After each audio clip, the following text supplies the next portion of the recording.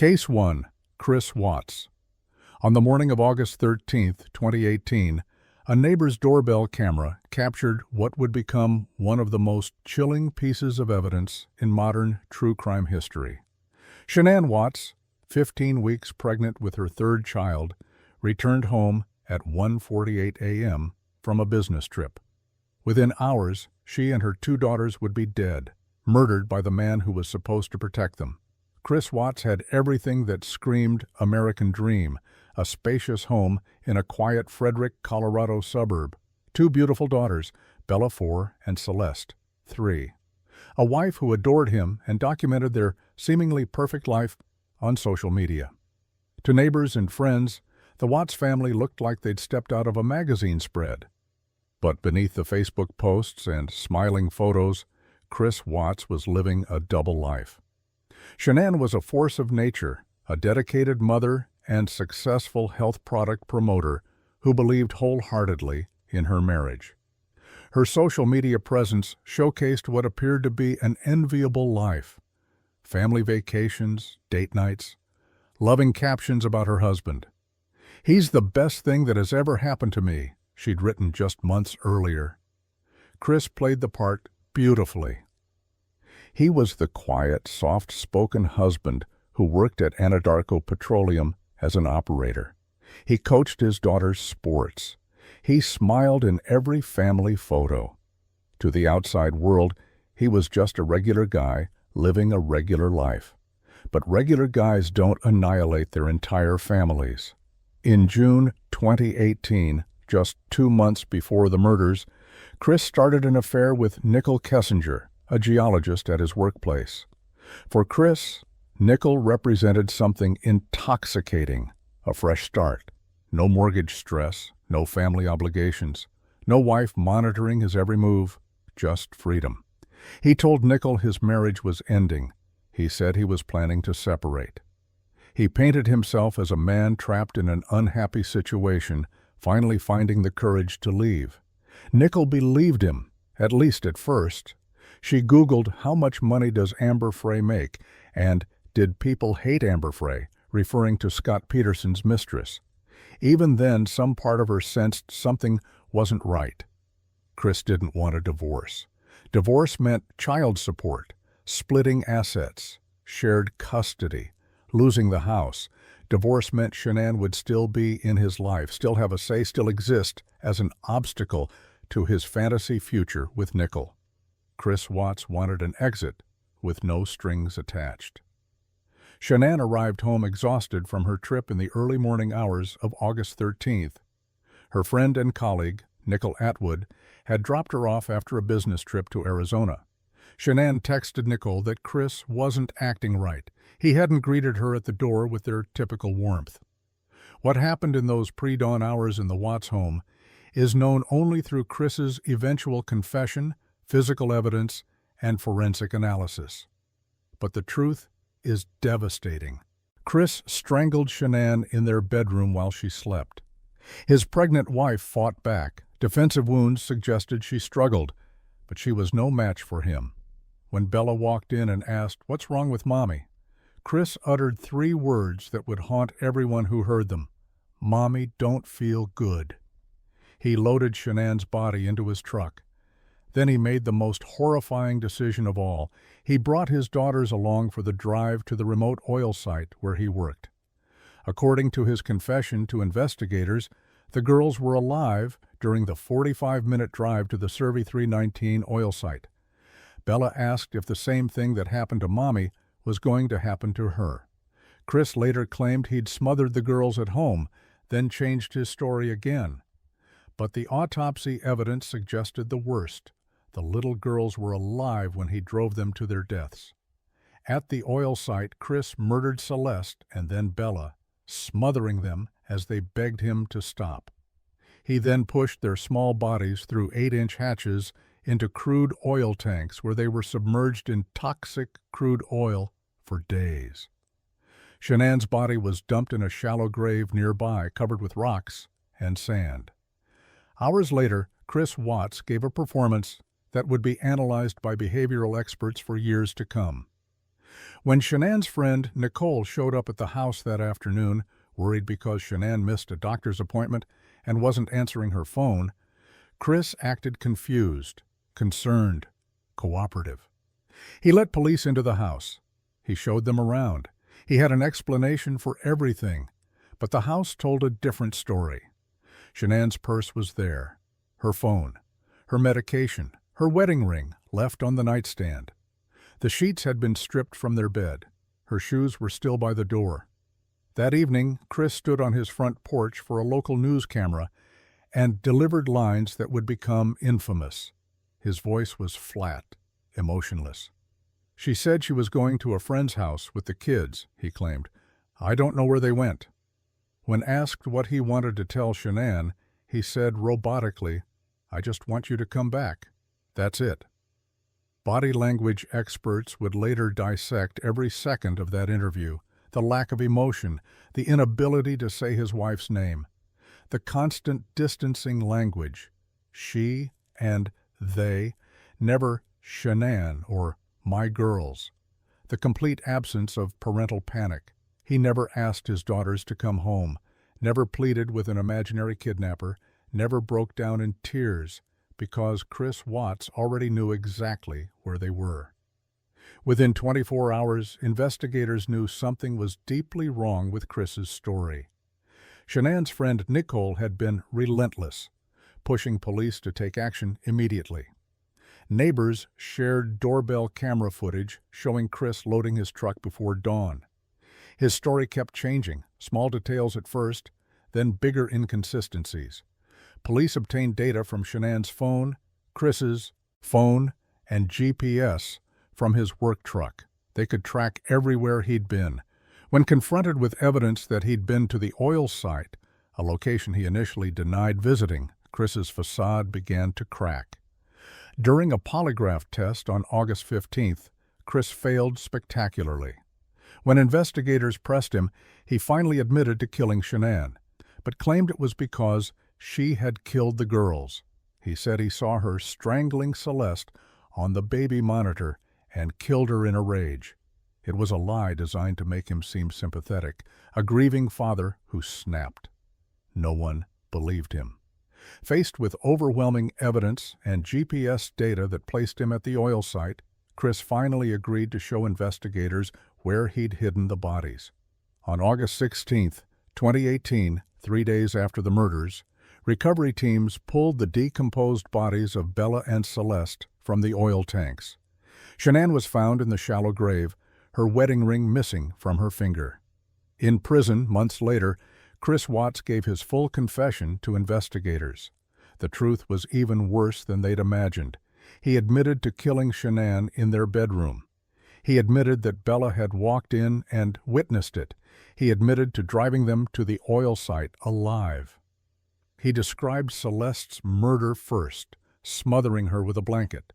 Then Bella, who had watched her sister die, and begged, "Daddy, no." He said her last words were, "Please don't do to me what you just did to Cece." Chris Watts murdered his 4-year-old daughter while she pleaded for her life. On November 19, 2018, Chris Watts appeared in court to be sentenced. Shanann's family members gave victim impact statements that devastated everyone in the courtroom. Her father, Frank Rzucek, spoke directly to Chris. "Your daughter was sick. That's the reason you killed her. That's a sociopath. That's what you are." Her brother, Frankie Jr., said, "You're a heartless monster. I can't even fathom the pain and suffering you caused. May you burn in hell." Chris Watts was sentenced to 5 life sentences without the possibility of parole, 3 for the murders of Shanann, Bella, and Celeste, and 2 more for the murders of the unborn child Nico and for the unlawful termination of a pregnancy. The judge made it clear, "This is perhaps the most inhumane and vicious crime I have handled in my 17 years on the bench." The Watts case exploded into the national consciousness like few others. Netflix released American Murder, The Family Next Door in 2020, using actual home videos, police footage, and social media posts. It became the most-watched documentary on the platform, with millions transfixed by the horrifying juxtaposition between Shanann's loving posts and the reality of what Chris had done. The case became a cultural touchstone for discussions about family annihilators, domestic violence, and the dangers of believing the perfect family image. It spawned countless YouTube channels, podcasts, and online communities dedicated to analyzing every detail. Chris Watts is now incarcerated at Dodge Correctional Institution in Wisconsin, where he was transferred from Colorado for security reasons. He's in protective custody. Even among prisoners, family killers are despised. He receives fan mail from disturbed women who write to him, declaring their love. He works in the prison kitchen. He exists. Shanann, Bella, Celeste, and Nico do not. Looking back, there were red flags, though they seemed minor at the time. Chris had become distant. He'd lost weight and started working out obsessively. He'd suddenly developed new interests and changed his style. He'd stopped wearing his wedding ring, claiming it was because of weight loss. Shanann knew something was wrong. In texts to friends during her trip, she wrote that Chris was acting weird, avoiding conversation. She'd discovered he'd been Googling how to prepare for separation, but she never imagined he was capable of murder. How could she? Financial stress was mounting. They were facing bankruptcy, lawsuits, potential foreclosure, but millions of families face financial stress. They get second jobs, they downsize, they figure it out. Chris Watts chose annihilation. Experts have spent years analyzing Chris Watts's psychology. He displayed classic traits of covert narcissism, maintaining an image of being a good guy while harboring deep resentment. He was passive-aggressive, unable to express anger or displeasure directly. He'd built up a life that looked perfect but felt suffocating. When Nicole entered his life, she represented total escape, not just from his marriage, but from his entire identity as a father and husband. In his twisted logic, killing his family was easier than confronting them. Easier than being the bad guy who abandoned his pregnant wife. Easier than paying child support or sharing custody. Chris Watts wanted a clean slate. He got life in prison instead. Shanann Watts was 34 years old, a devoted mother, a loyal friend, a woman who believed in love and family. She worked hard to provide for her children. She documented their lives because she was proud of them. She loved her daughters fiercely. Bella Watts was 4 years old, smart, sensitive, and deeply attached to her father. She loved school. She loved her little sister. Her last moments were spent begging her father not to kill her. Celeste Watts was 3 years old, a happy, energetic little girl with a bright smile. She called her father Daddy right until the end. Nico Watts never drew a breath. He died in his mother's womb, never getting the chance to meet the family that would have loved him. Their graves in North Carolina bear a simple inscription: "Love never quits." But Chris Watts did, and for that, he'll spend every remaining day of his life behind bars, living with what he did to the 4 people who loved him most. The doorbell camera that captured Shanann coming home that final time has been viewed millions of times. People watch it knowing what comes next, knowing that the happy wife walking into her house will be dead within hours. They watch it because they can't comprehend how the man inside that house could do what he did. Chris Watts's cold TV interview remains a masterclass in sociopathic deception. But it's also a reminder. Evil doesn't always look like a monster.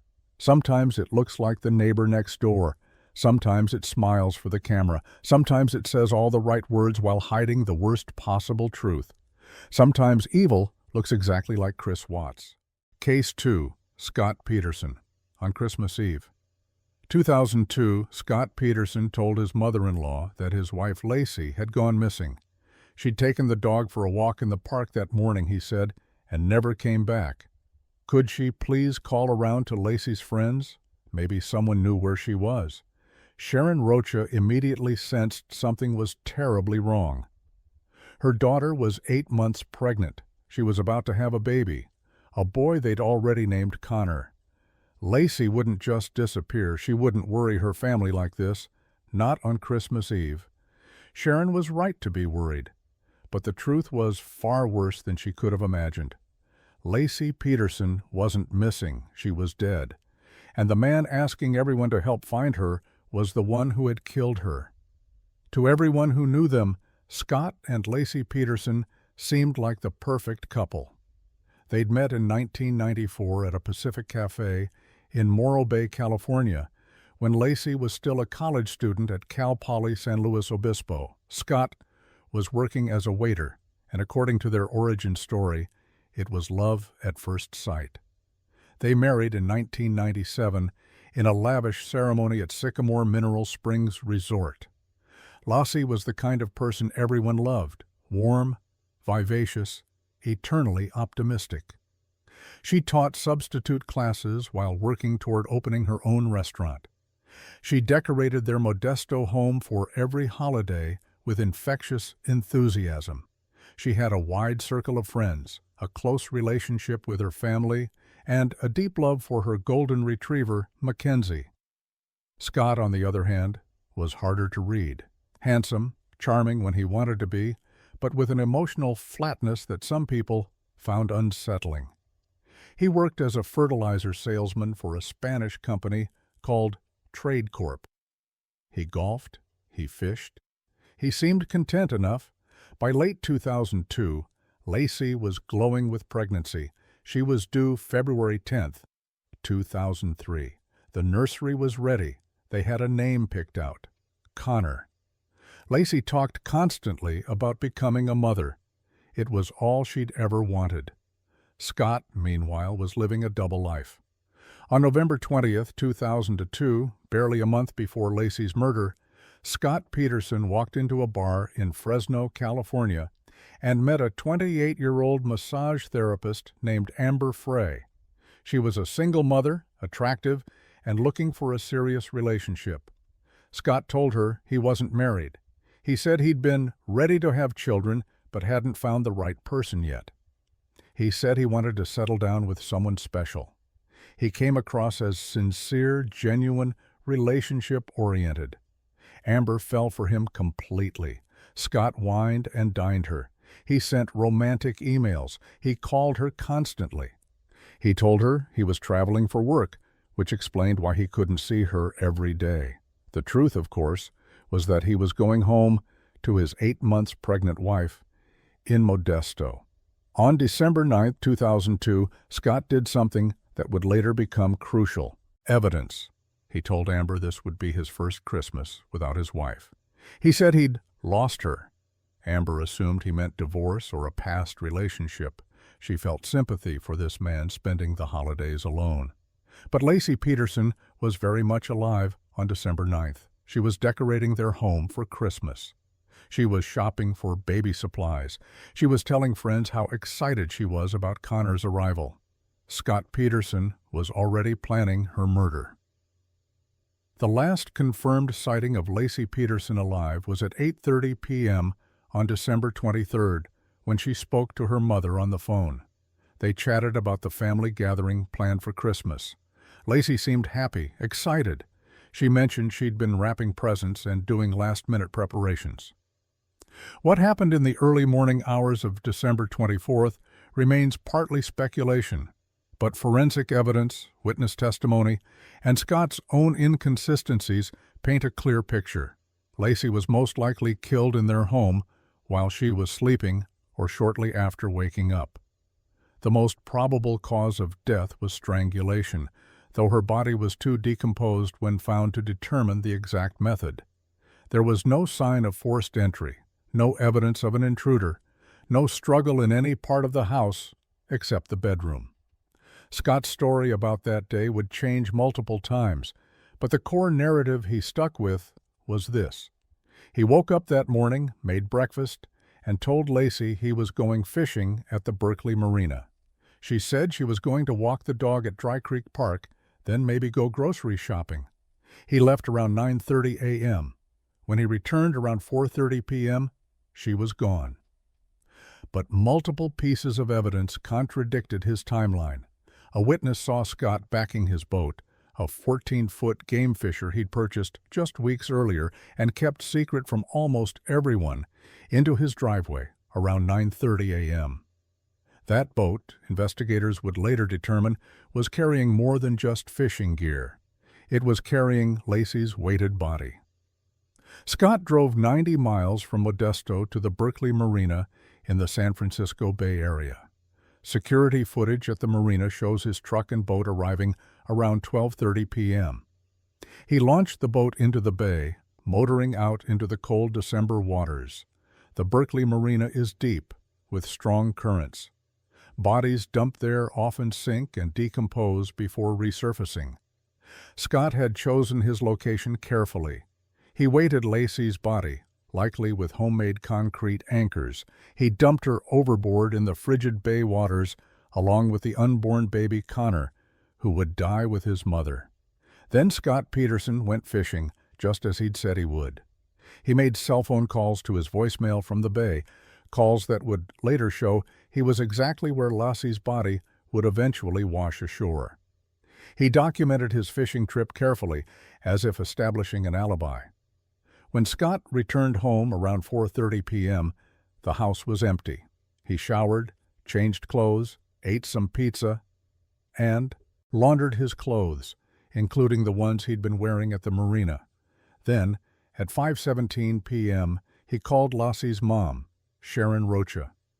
"Hey, is Laci over there with you?" he asked, his tone casual. Sharon said, "No. Why?" Scott said Laci had gone to walk the dog and run errands but wasn't home yet.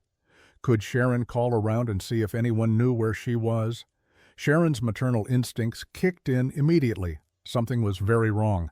Laci wouldn't disappear like this, especially this far into her pregnancy.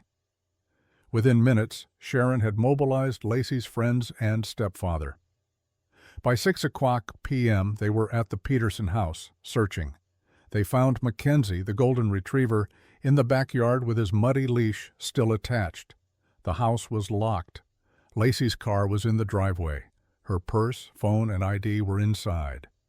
The only thing missing was Laci herself. At 6:20 p.m., Sharon called the Modesto Police Department to report her daughter missing. What followed was one of the most intensive missing person searches in California history. Thousands of volunteers flooded Modesto, hanging flyers, searching parks, knocking on doors. Laci's face was everywhere. That beautiful smile, that pregnant belly, that awful phrase, "missing." The Rocha family set up a command center. They held press conferences. They offered a $500,000 reward. They begged anyone with information to come forward. Sharon Rocha made emotional pleas on television. "Please, if anyone knows anything about my daughter, please call."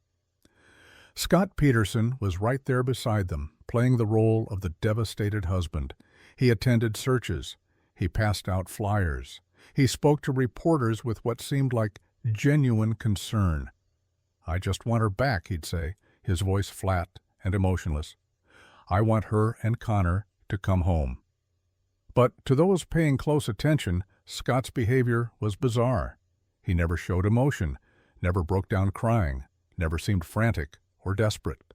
When reporters asked him direct questions about what he thought happened to Laci, his answers were distant, detached.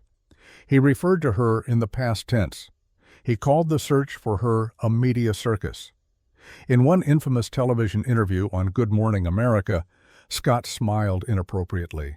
He laughed at odd moments. When asked if he'd had anything to do with Laci's disappearance, he said, "I had absolutely nothing to do with Laci's disappearance." The phrasing was telling. Disappearance, not kidnapping, or what happened to her. As if he knew exactly what had happened. From the very beginning, Modesto police detectives suspected Scott. The statistics alone made him a prime suspect. When a pregnant woman goes missing, the husband or boyfriend is responsible in the vast majority of cases. But beyond statistics, Scott's behavior raised red flags everywhere. His story kept changing. First, he said he'd been golfing on December 24th. Then it was fishing.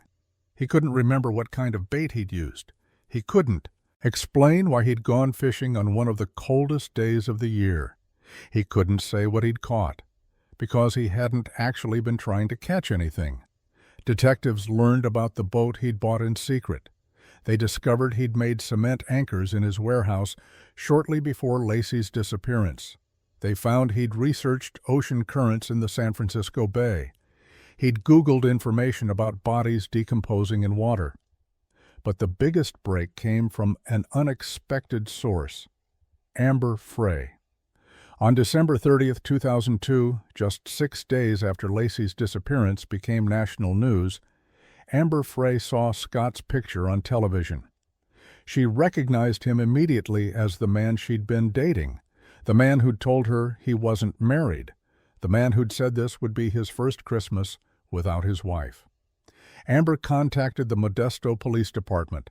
She was terrified, shocked, and willing to cooperate fully.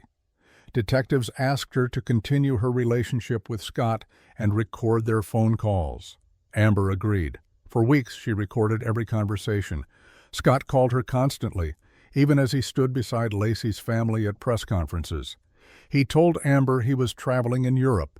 He said he was in Paris for New Year's Eve, sending her romantic messages while actually standing near the Volunteer Search Center in Modesto. The recordings were damning. Scott spoke about his future with Amber, about traveling together, about starting a life. He never mentioned his missing pregnant wife. When Amber finally confronted him about Laci, Scott said, "I've lost my wife. I haven't been married for some time."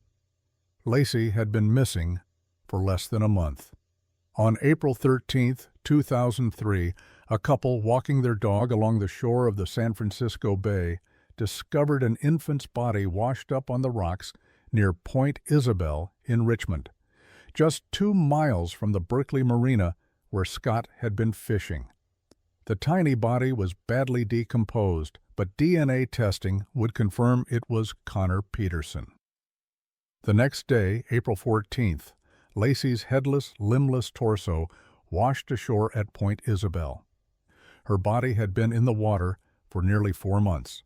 The decomposition and damage from sea life made determining cause of death impossible, but there was no doubt about her identity. Laci and Connor had surfaced exactly where Scott had been fishing on Christmas Eve. On April 18, 2003, police arrested Scott Peterson in San Diego near the Mexican border. He'd dyed his hair blonde. He'd grown a goatee. He was driving his brother's car. He had $15,000 in cash, multiple credit cards, camping equipment, and his brother's ID. When police searched his vehicle, they found Viagra, 4 cell phones, a map to Amber Frey's workplace, and a shovel. His appearance had changed so dramatically that his own mother barely recognized him at his first court appearance. Scott Peterson claimed he wasn't fleeing. He said he was playing golf in the San Diego area. No one believed him. Scott Peterson's trial began in June 2004 in Redwood City, California, after the defense successfully argued that pretrial publicity made it impossible to find an impartial jury in Modesto. The trial lasted 5 months and became a media sensation, with court TV broadcasting every moment. The prosecution, led by District Attorney James Brazelton, built a methodical case. They presented the affair with Amber Frey, who testified for 8 hours over 2 days, playing recordings of her conversations with Scott. The jury heard him lie repeatedly, heard him wishing Amber a Happy New Year's from Paris, while standing in Modesto, heard his complete lack of concern for his missing wife. The boat purchase and secret fishing trips, which Scott had hidden from everyone, including Laci. The boat had no fish scales, no smell of bait, no evidence it had ever been used for actual fishing before December 24th. The concrete anchors Scott had made in his warehouse using the same materials found in his boat and truck. One anchor was missing, presumably the one used to weight Laci's body. The location match, The precise spot where Lacey and Connor washed ashore corresponded exactly to where Scott had been fishing. Scott's behavior after Lacey's disappearance, the lack of emotion, the inappropriate smiling, the lies about his whereabouts, the phone calls to Amber while pretending to be in Europe. Financial motive. Scott had taken out a $250,000 life insurance policy on Lacey. He stood to inherit her assets. Divorce would mean child support, shared custody, and financial hardship. Murder meant freedom.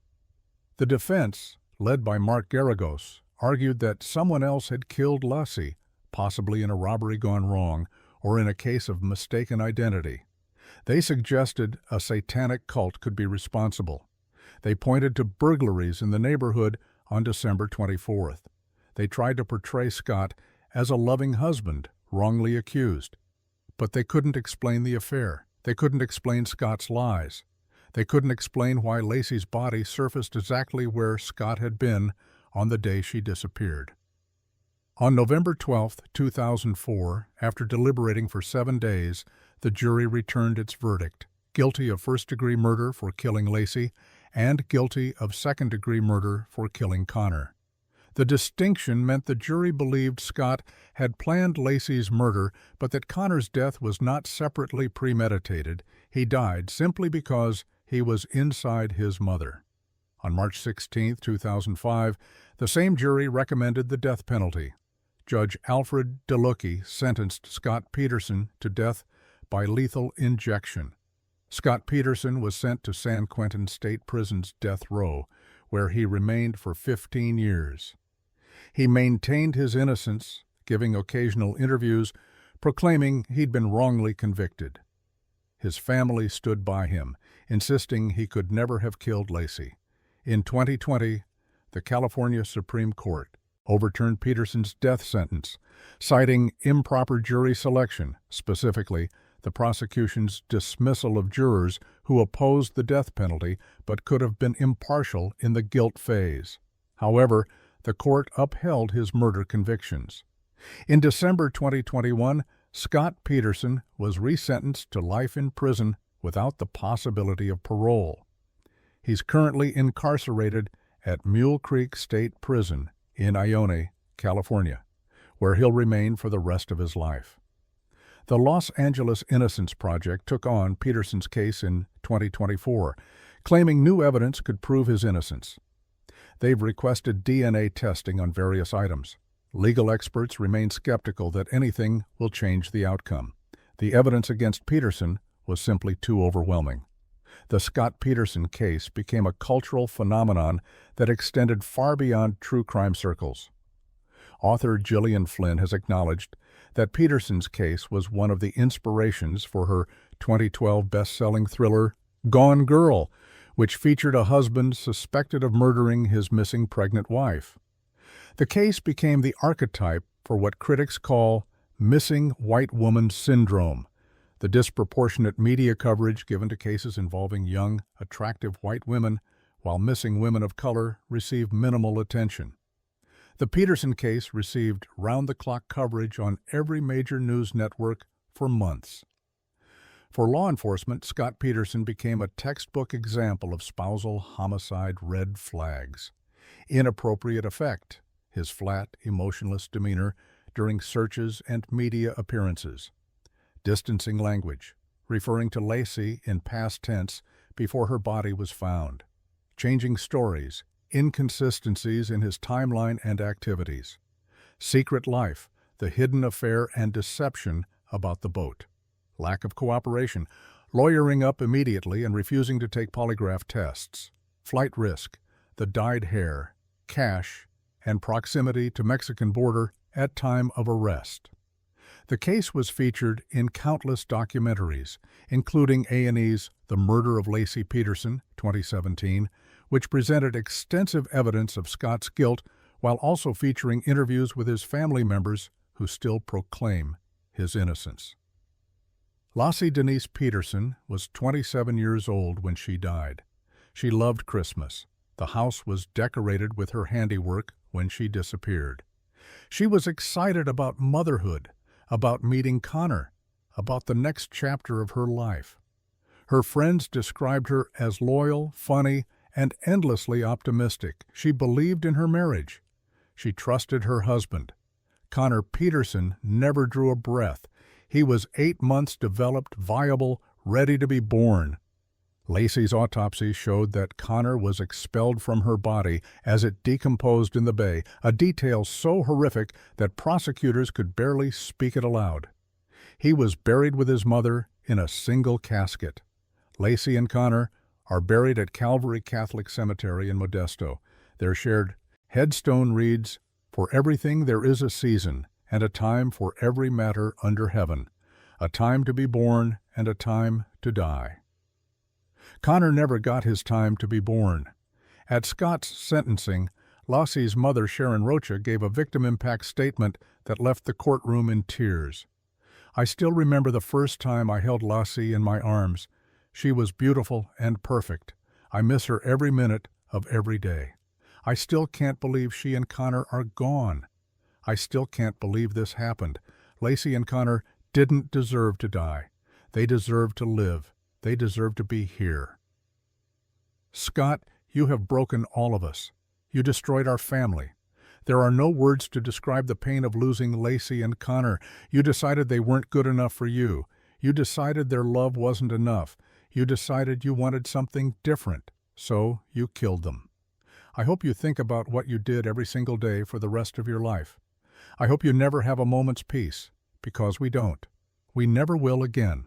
Every year on Christmas Eve, the Rocha family faces the anniversary of the day Lassie died. It should be a day of celebration, a day of family gatherings, gift exchanges, anticipation of the holiday morning. Instead, it's the day they lost Lacey and Connor forever. Scott Peterson's defense team still argues that he was wrongly convicted. They point to the circumstantial nature of the evidence. No one saw him kill Lacey. No murder weapon was found. The cause of death couldn't be definitively established. But the jury heard all of that.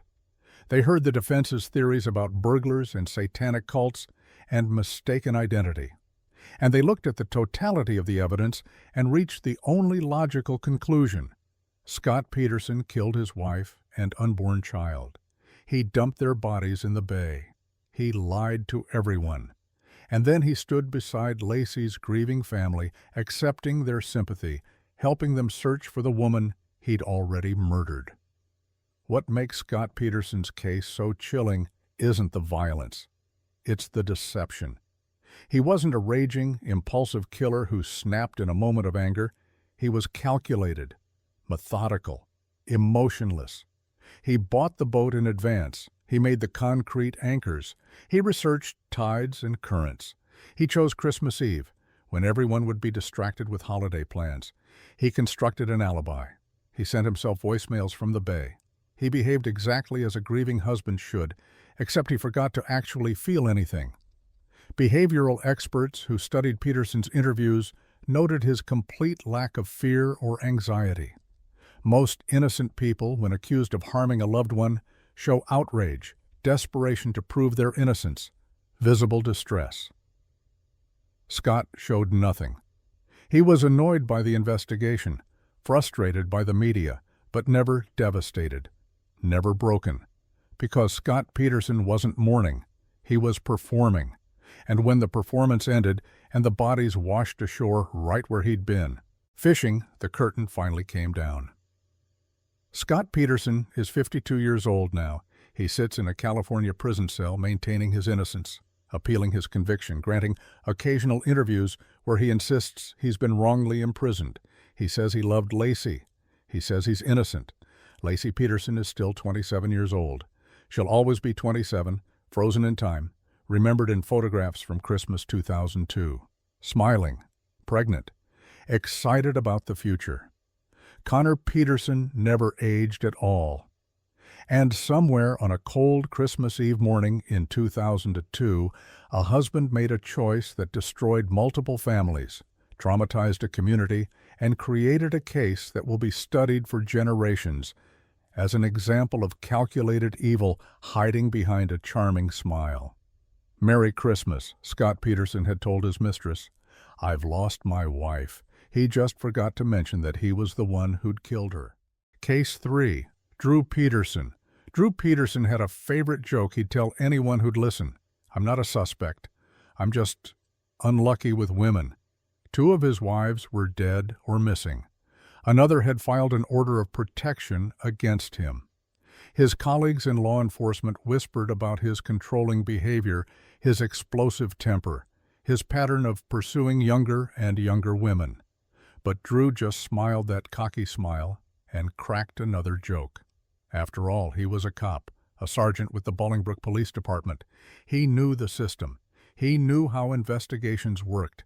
He knew exactly what investigators looked for and how to avoid giving it to them. Drew Peterson thought he was smarter than everyone else. For years, he was right. Until he wasn't. Drew Walter Peterson was born in 1954 and grew up in the Chicago area. He joined the Bolingbrook Police Department in 1977, eventually rising to the rank of sergeant. He was known as a solid cop, competent, experienced, good at his job. He served on the SWAT team. He trained in evidence collection. He understood crime scenes, forensics, and investigative procedures. He also understood how to manipulate them. Over the course of 30 years with the department, Peterson married 4 times. The pattern was always the same: meet a woman, pursue her aggressively, marry her quickly, control every aspect of her life, then discard her when someone younger came along. His first wife, Carol Brown, married him in 1974 when he was 20 years old. They had 2 sons before divorcing in 1980. Carol would later tell investigators that Drew was controlling and abusive, but she escaped the marriage relatively unscathed, physically at least. His second wife, Vicki Connolly, married him in 1982. They had 2 children together. Vicki later described a marriage filled with psychological abuse. Drew monitored her phone calls, controlled her finances, and flew into rages over minor issues. He would wake her up in the middle of the night to interrogate her about imagined infidelities. He once showed up at her work unannounced to check on her. He was obsessed with control, Vicki would later testify.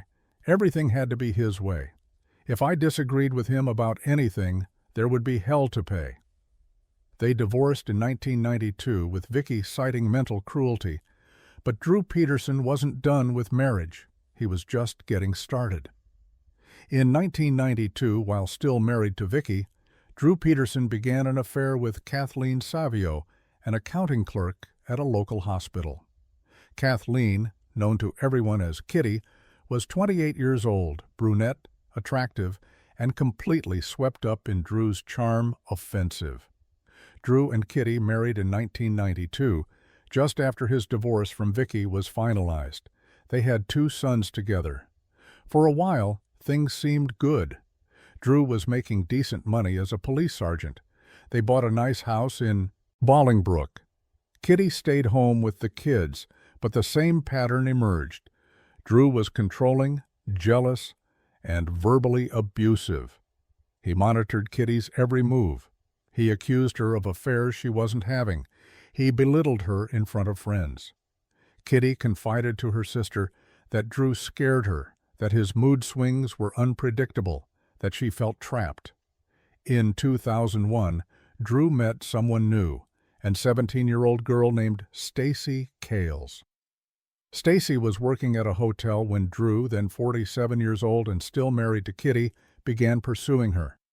The age gap was 30 years. Stacy was young enough to be Drew's daughter. In fact, she was younger than Drew's oldest son. But Drew didn't care about optics. He wanted what he wanted. By 2003, Drew had moved out of the marital home he shared with Kitty and moved in with Stacy, who was now 19. The divorce proceedings with Kitty turned ugly fast. Kitty fought for the house, for custody, for financial support. Drew fought back with all the resources and knowledge a police sergeant could muster. Kitty told friends she was terrified of Drew. She said he'd threatened her multiple times. She said he'd shown up at the house making veiled threats about what could happen to people who crossed him. In 2002, Kitty obtained an order of protection against Drew after he allegedly broke into the house and attacked her. The divorce was finalized in October 2003, with Kitty receiving the house and child support payments. Drew was furious. He'd lost his home. He was hemorrhaging money in child support. And Kitty kept making demands, kept calling his cell phone, kept being a problem. Drew Peterson didn't like problems that wouldn't go away. On the night of February 29, 2004, Kitty Savio spoke on the phone with her boyfriend. She seemed happy, making plans for the upcoming week. She said goodnight, hung up, and went to bed. She would never wake up. On March 1, 2004, Drew Peterson called the Bolingbrook Police Department to report that he couldn't reach Kitty. He was supposed to pick up their sons from her house, but she wasn't answering the door or the phone. Could someone do a welfare check? When police arrived at Kitty's home, they found the front door locked. They had to break in. Inside, the house was quiet. Upstairs in the master bathroom, they found Kathleen Savio's naked body in a dry bathtub. Her body was draped over the side of the tub, head resting on the ledge. There was a small amount of blood on the tub and nearby towel. Her hair was wet, but the tub itself was empty. No standing water, no sign she'd been bathing recently. The scene looked staged. But Drew Peterson's colleagues in the Bolingbrook Police Department conducted what can only be described as a cursory investigation. They noted the accident. They took some photos. They called the coroner. They didn't secure the scene as a potential crime. They didn't treat Drew as a suspect. After all, he was one of them. The Will County coroner, Patrick O'Neill, performed an autopsy. He found a 1-inch laceration on the back of Kitty's head. He found bruising on her body. He found evidence that she'd been in a struggle. But O'Neill ruled the death an accidental drowning, theorizing that Kitty had slipped in the tub, hit her head, and drowned in shallow water that had somehow drained away afterward. The theory made no sense. How do you drown in water that isn't there? How does a bathtub drain itself? Why were there defensive wounds on her arms? But no one pushed back. No one investigated further. Drew Peterson had just gotten away with murder. With Kitty conveniently dead, Drew's financial problems evaporated. The house went back to him. The child support stopped. He retained full custody of his sons, and he was free to marry Stacy Kales, who was now 20 years old. They married in October 2003. Just weeks after Kitty's death was ruled an accident. Stacy was young, naive, and believed Drew when he said Kitty's death was a tragic accident. She had no reason to think otherwise. At first, Stacy seemed happy. She had 2 children with Drew, a son, Anthony, born in 2003, and a daughter, Lacey, born in 2005. Drew was now in his 50s with 6 children from 4 different women, but he seemed settled. He retired from the Bolingbrook Police Department in 2006 with a full pension, but the same pattern reemerged. Drew became increasingly controlling. He monitored Stacy's phone calls and emails. He tracked her whereabouts. He accused her of cheating. He isolated her from friends and family. Stacy, now in her early 20s with 2 small children, began to realize she'd made a terrible mistake. By 2007, Stacy was telling people she wanted out of the marriage. She confided to her pastor that Drew had been physically abusive. She told a friend that she knew something about Kitty's death that could put Drew in prison. She said Drew had confessed to her that Kitty's death wasn't an accident. Drew must have sensed that Stacy was becoming a liability. She knew too much. She was talking too much. And she wanted a divorce, which meant custody battles, financial disclosures, and the possibility that she'd tell investigators what Drew had told her about Kitty. Drew Peterson had dealt with one wife who threatened to expose him. He could deal with another. On Sunday, October 28, 2007, Drew Peterson reported his 23-year-old wife, Stacy, missing. He told police she'd called him that morning and said she was leaving him for another man. She said she wanted a divorce. She said she was running away to be with her lover. Then she hung up. Drew's story was that Stacy had simply abandoned him and their 2 children, ages 4 and 2, to run off with someone else. He said she'd done this before, leaving for days at a time to think about their marriage. He implied she was unstable, unreliable, a bad mother who'd chosen passion over her own children. But Stacy's family didn't believe it for a second. Stacy's sister, Cassandra Kales, immediately told police that Stacy would never abandon her children. Never. Stacy was a devoted mother. She talked to her family constantly. She'd been planning to file for divorce, yes, but she wanted custody. She wanted to protect her kids. Plus, Stacy had left everything behind. Her car was in the driveway. Her clothes were in the closet. Her phone was gone, but she'd never used it after that last supposed call to Drew. Her bank accounts showed no activity. She'd vanished without a trace. This time, investigators took notice, because this time they knew about Kathleen Savio's suspicious accidental death 3 years earlier. This time, people were paying attention to Drew Peterson's pattern. This time, the media got involved. What followed was a media circus unlike anything the Chicago suburbs had ever seen. Drew Peterson became tabloid gold, the arrogant ex-cop with 2 dead or missing wives, a gift for one-liners, and absolutely no sense of when to shut up. Peterson appeared on every talk show that would have him. He gave interviews to national news programs. He joked about the investigation. He showed up at press conferences wearing "World's Greatest Dad" t-shirts. He mocked the missing person searches. When asked on NBC's Today Show if he'd killed Stacy, he smirked and said, "I don't even answer that anymore. That's so silly." His behavior was so bizarre, so inappropriate, so eerily detached that psychologists began analyzing him on air. He appeared to be enjoying the attention. He seemed to view the investigation as a game, one he was confident he'd win. But behind the scenes, Illinois State Police were building a case. They re-examined Kitty Savio's death. They interviewed Drew's ex-wives, who came forward with stories of abuse, control, and threats. They talked to Stacy's friends, who said she'd been planning to go to police about Kitty's death. They obtained search warrants for Drew's property. On November 9, 2007, less than 2 weeks after Stacy disappeared, authorities exhumed Kathleen Savio's body. A new autopsy was performed by forensic pathologist Dr. Larry Blum, who came to a very different conclusion than the 2004 coroner had. Dr. Blum determined that Kitty had died from drowning, yes, but she'd been forcibly held underwater. The laceration on her head was consistent with being struck from behind. The bruising on her body indicated a struggle. The positioning of the body was staged. This was not an accident. This was murder. In May 2009, nearly 2 years after Stacy's disappearance, Drew Peterson was finally arrested and charged with the first-degree murder of Kathleen Savio.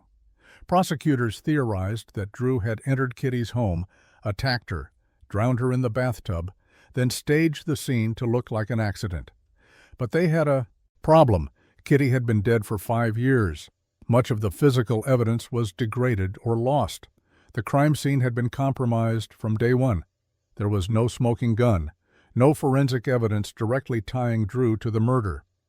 The prosecution's case would have to rely on something controversial, hearsay testimony. Multiple witnesses came forward to testify about what Kitty and Stacy had told them before they died or disappeared. Kitty's divorce attorney testified that Kitty feared Drew would kill her. Kitty's pastor testified that she'd said Drew threatened to make her death look like an accident. Stacy's pastor testified that Stacy had told him Drew confessed to killing Kitty, and that he'd even helped Drew move a blue barrel, potentially containing Kitty's body, the night of her death. This timeline was later disputed, but the testimony was damning nonetheless. The defense, led by attorney Joel Brodsky, argued that hearsay testimony was unreliable and that Drew was being railroaded by prosecutors desperate for a conviction. They portrayed Kitty's death as a tragic accident and suggested Stacy had simply run away. The trial began in July 2012 in Joliet, Illinois. It lasted 2 months and captivated the nation. Drew Peterson sat at the defense table, occasionally smirking, sometimes shaking his head, always projecting confidence that this was all a big misunderstanding. On September 6, 2012, after deliberating for 14 hours, the jury announced its verdict: guilty of first-degree murder in the death of Kathleen Savio. Drew Peterson showed no emotion, but for the first time in years, he wasn't smiling. On February 21, 2013, Judge Edward Bermila sentenced Drew Peterson to 38 years in prison, just 3 years shy of the 40-year maximum. The judge made clear that he believed Peterson had also murdered Stacy, though he couldn't be charged without a body. "Your obsession with control and power ended her life," Judge Bermila said, speaking of Kitty, "and I firmly believe you ended your fourth wife's life as well." Drew Peterson couldn't stop. Even from prison, he remained arrogant, controlling, and convinced he could manipulate the system. In 2015, Peterson was charged with an additional crime: solicitation of murder for hire. Prosecutors alleged that while incarcerated, Peterson had tried to hire a fellow inmate to kill Will County State's Attorney James Glasgow, the prosecutor who had convicted him of Kitty's murder. Peterson allegedly offered $10,000 to the inmate, along with instructions on how to make Glasgow's death look like an accident. The problem? The inmate was working as a confidential informant for the FBI. Every conversation was recorded. In February 2016, Peterson was convicted of solicitation of murder for hire. In July 2016, he was sentenced to an additional 40 years in prison, to be served consecutively with his murder sentence. Total sentence, 78 years. Drew Peterson is now 71 years old. He's incarcerated at Indiana State Prison in Michigan City, Indiana, where he'll remain until he's well over 100 years old, assuming he lives that long. The Peterson case had a profound impact on Illinois law. The admission of hearsay testimony, statements made by Kitty and Stacy about what Drew had done and said, was highly controversial and was appealed all the way to the Illinois Supreme Court. In 2014, the Illinois Supreme Court upheld Peterson's conviction, ruling that the hearsay testimony was admissible under what became known as Drew's Law, officially Illinois Code of Criminal Procedure, Section 115 to 10.6. The law allows hearsay statements from murder victims when the defendant killed them to prevent them from testifying. Legal scholars still debate whether the law goes too far, but prosecutors argue it's essential for cases where the defendant silenced the only witness to his crimes. As of 2025, Stacy Ann Peterson has been missing for over 17 years. Her body has never been found. Extensive searches of waterways, forests, and potential dump sites have yielded nothing. Drew has never been charged with her murder, though prosecutors believe they know what happened. The prevailing theory is that Drew killed Stacy, likely by strangulation or blunt force trauma, then disposed of her body somewhere it would never be found. Some investigators believe her body was placed in a barrel weighted with concrete and dumped in a deep waterway. Others think she was buried in a remote location. In 2008, investigators searched Drew's property with cadaver dogs. The dogs alerted to Drew's SUV and to a blue barrel in his garage, but no body was ever recovered. Stacy's family still holds out hope that someday someone will talk, that a hunter will stumble across remains, that Drew will have a deathbed confession. But as years turn to decades, that hope dims. Stacy's mother, Christy Kales, passed away in 2011 without ever knowing what happened to her daughter. Stacy's children, now adults, have been raised by relatives knowing their mother disappeared and their father is a convicted killer. In 2019, Stacy Peterson was legally declared dead. Her children can now access any benefits or inheritance they're entitled to, but they still don't have closure. They still don't have a grave to visit. They don't have their mother. Kathleen Savio was 40 years old when she died. She was a devoted mother to her two sons. She loved crafts and decorating. She worked hard to support her family. She fought for her rights in her divorce. She was terrified of Drew but refused to be silenced. In the end, that courage cost her everything. She died alone, held underwater in her own bathtub by the man she'd once loved. Her death was ruled an accident because her killer wore a badge. Stacy Ann Peterson was 23 years old when she disappeared. She was a young mother with her whole life ahead of her. She loved her children fiercely. She'd realized too late that she'd married a monster. She knew too much. She wanted out. She threatened to expose Drew's secrets, so she vanished. Drew Peterson's law enforcement background wasn't just a detail in his story, it was central to how he got away with murder for so long. As a police sergeant, Drew knew how crime scenes were processed and what investigators looked for, how to stage a scene to look like an accident, which fellow officers might give him the benefit of the doubt, how autopsies were conducted and what findings could be manipulated, how to avoid leaving forensic evidence, how long bodies take to decompose in various environments, which waterways and locations would be good for disposing of remains. His colleagues in the Bolingbrook Police Department initially gave him every benefit of the doubt. When Kitty died, they didn't treat it as suspicious because Drew was one of them. They trusted him. They didn't want to believe a fellow officer could be a killer. And Drew used that trust to get away with murder. What ultimately brought Drew Peterson down wasn't brilliant detective work or forensic evidence. It was his own arrogance. If Drew had stayed quiet after Stacy disappeared, he might never have been caught. If he'd hired a lawyer and refused all interviews, prosecutors would have had a much harder time building a case. If he'd shown even a shred of appropriate emotion or concern, public opinion might not have turned so decisively against him. But Drew couldn't help himself. He had to be the smartest guy in the room. He had to make jokes. He had to go on TV and mock the investigation. He had to show everyone he wasn't worried because he thought he'd outsmarted everyone. His media blitz made him a national figure and painted a target on his back.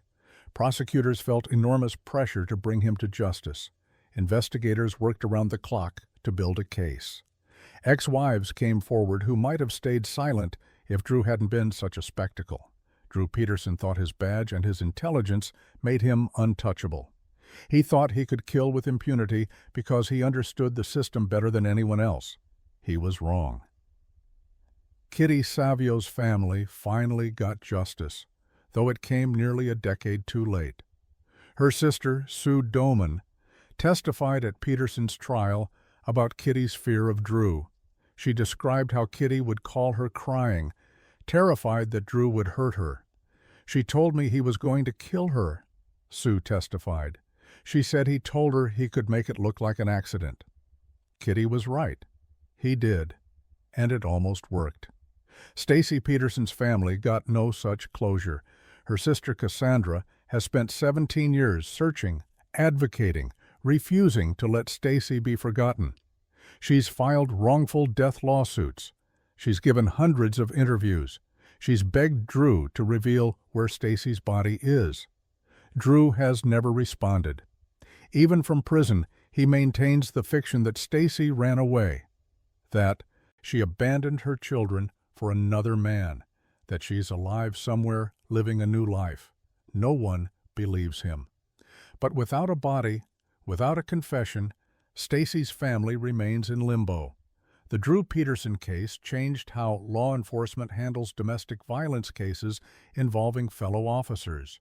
It exposed the blue wall of silence that can protect even killer cops. It showed how abusers escalate from control to violence to murder when their victims try to escape. Multiple documentaries have been made about the case, including Lifetime's Drew Peterson Untouchable, 2012, and Investigation Discovery's Drew Peterson, An American Murder Mystery, 2017. The case also served as a grim reminder that intelligence, charm, and a badge don't preclude evil. Drew Peterson wasn't a monster in the traditional sense. He was a suburban dad, a police officer, someone's neighbor. He mowed his lawn. He went to work. He smiled for photos, and he killed at least 2 women who had the misfortune of marrying him. Drew Peterson sits in his prison cell, serving 78 years, and he's still not done. He continues to file appeals, claiming his conviction was unjust, insisting he's innocent. His lawyers keep fighting, keep arguing, keep trying to find some technicality that might set him free. But Drew Peterson will die in prison. He will never walk free. He will never enjoy a meal at his favorite restaurant, never feel sunshine on his face without bars between him and the sky, never have control over anyone or anything ever again. Kathleen Savio is still 40 years old in every photo.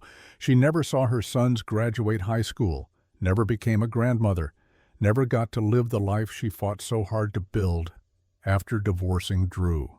Stacy Peterson is still 23 years old, frozen in time, in the photos her family clings to. She never watched her children grow up, never celebrated their birthdays, never came home, and somewhere Drew Peterson's training as a police officer, all those skills meant to serve and protect, were twisted into the perfect tools for murder. The cop who thought he knew everything learned one final lesson. No one is above the law. No matter how long it takes, justice eventually finds you, even if you wear a badge. Case 4. Jeffrey MacDonald. At 3:42 a.m. on February 17, 1970, military police at Fort Bragg, North Carolina, received a frantic phone call from Captain Jeffrey MacDonald. His voice was strained, urgent. "Help! 544 Castle Drive! Stabbing! Hurry!" When MPs arrived at the scene just minutes later, they found a vision of carnage that would haunt them for the rest of their lives. 2 little girls lay dead in their bedrooms, brutally stabbed and beaten. In the master bedroom, a pregnant woman lay lifeless on the floor, her body ravaged by dozens of stab wounds.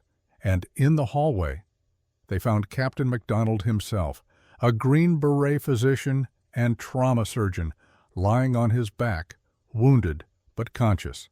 He had a story to tell, a wild, almost unbelievable story about hippie intruders who'd invaded his home and slaughtered his family while chanting, "Acid is groovy, kill the pigs."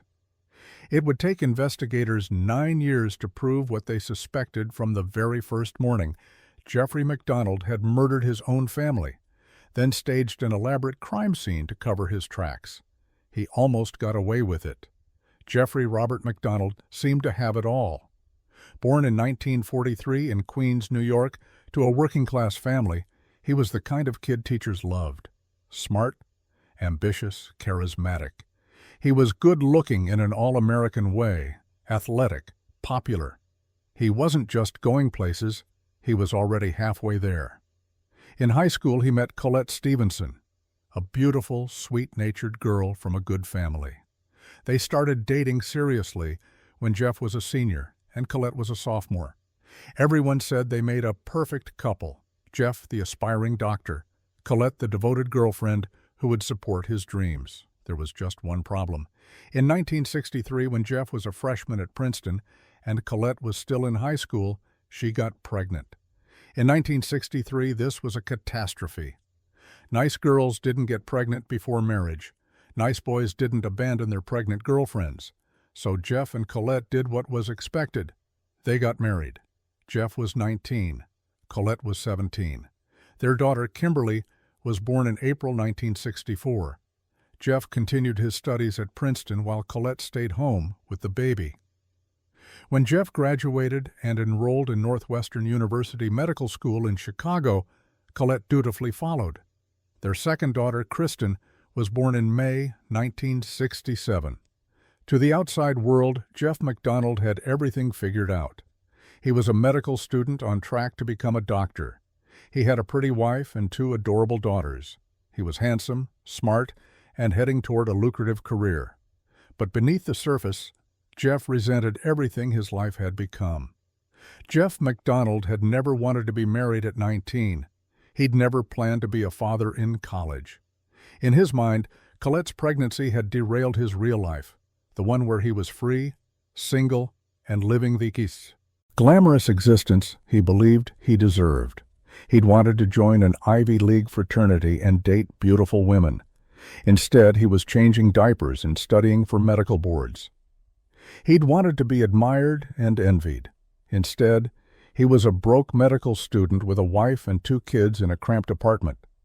Jeff developed what psychiatrists would later identify as profound narcissism. He needed constant admiration. He embellished stories to make himself look heroic. He claimed to have been a championship boxer. He wasn't. He said he'd been offered a contract to play football professionally. He hadn't. He told people he'd saved lives as a lifeguard. Unverifiable.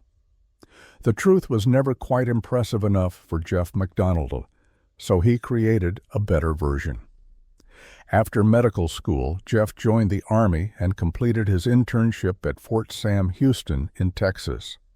In 1969, he was assigned to Fort Bragg, North Carolina, as a medical officer with the Green Berets. The family moved into a modest duplex at 544 Castle Drive on the base. Jeff loved the Green Beret cachet.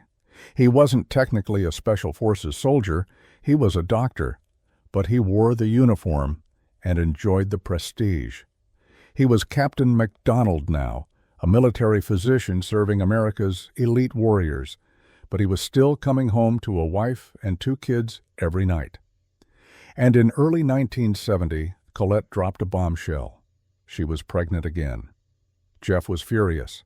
He didn't want another child. Didn't Colette understand that kids were expensive, exhausting, limiting? He wanted to finish his military service, set up a lucrative practice, maybe even pursue a residency in emergency medicine. Another baby meant more years of responsibility, more money drained away, more of his life consumed by domesticity. Colette was thrilled about the pregnancy. She loved being a mother. She'd been a devoted wife, supporting Jeff through medical school, raising their daughters, making a home wherever the Army sent them. She assumed Jeff would be happy too. She was wrong. On the evening of February 16, 1970, the MacDonald family had a normal night. Jeff came home from his shift at the base hospital. Colette had made dinner. The girls played. The family watched TV together, an episode of The Dick Cavey Show, where director Roman Polanski discussed the recent Manson family murders of his wife Sharon Tate and 4 others. The Manson murders had dominated headlines for months. The brutality, the randomness, the hippie cult aspect, it fascinated and terrified America. Jeff and Colette watched the interview, discussing how horrifying it must have been. Around 9:00 p.m., Colette put Kristen to bed. Kimberly stayed up later, eventually falling asleep on the couch. Jeff carried her to bed around 11:00 p.m. Colette went to bed in the master bedroom. Jeff said he stayed up watching The Tonight Show, reading a detective magazine, and dozing on the couch. Sometime in the early morning hours of February 17, 1970, Jeffrey MacDonald committed one of the most brutal family murders in American history. According to his later confessions to the crime scene, extracted through years of investigation and forensic evidence, the murders likely began in the master bedroom. Jeff and Colette got into an argument, perhaps about the pregnancy, perhaps about Jeff's lack of interest in family life. Perhaps Kristen had wet the bed, there was evidence she had, and Jeff, exhausted from his shift, snapped at Colette for not handling it. Whatever triggered it, Jeff struck Colette. She fought back. The struggle intensified. Jeff grabbed weapons. an Esquire magazine folded and used as a club, later a knife. He beat Colette. He stabbed her. She tried to defend herself, her blood spreading across the bedroom floor. 5-year-old Kimberly woke up and came to the bedroom. She saw what was happening. She screamed. Jeff couldn't let her live as a witness. He chased her back to her room and beat her with a piece of wood from a bed slat. He beat her so hard, the wood broke. He stabbed her multiple times. 2-year-old Kristen woke up in her crib, crying. Jeff went to her room.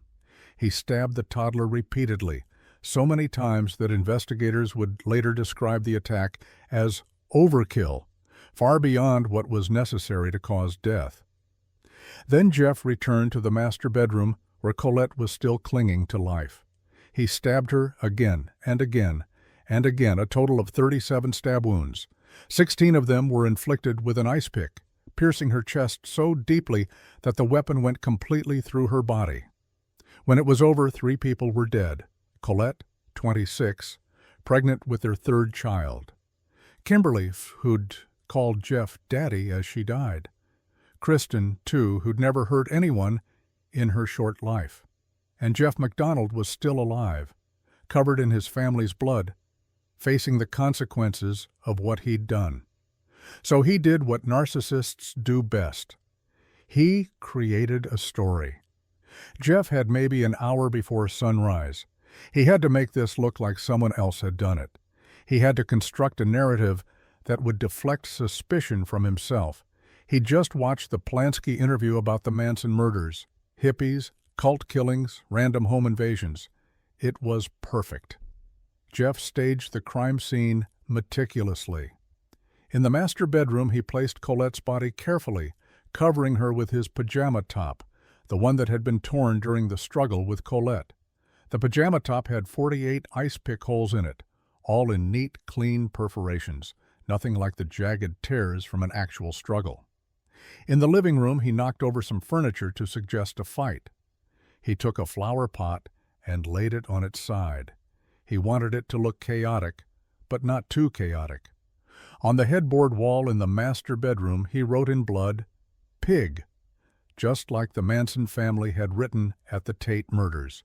He inflicted wounds on himself, but carefully. A small cut on his abdomen, a bruise on his head. Nothing life-threatening, nothing that would require extensive medical treatment, just enough to support his story. Then, at 3:42 a.m., he called for help. When MPs arrived, Jeff told them his story. He'd been asleep on the couch when he woke to screaming. He saw 4 intruders in his home, 3 men and 1 woman with long blonde hair wearing a floppy hat holding a candle. They were chanting, "Acid is groovy, kill the pigs." The men attacked him. He fought back but was overpowered. He passed out. When he woke, his family was dead. The MPs searched the house immediately, looking for the intruders. They found no one. They found no signs of forced entry. They found no footprints in the mud outside. It had rained that night. They found nothing stolen. They found Jeff's wallet with cash still inside. But they did find something odd. The crime scene didn't match Jeff's story. Within hours, military investigators from the Criminal Investigation Division, CID, arrived at 544 Castle Drive. What they found raised immediate red flags. The pajama top. Jeff said the intruders had torn his pajama top during the struggle in the living room.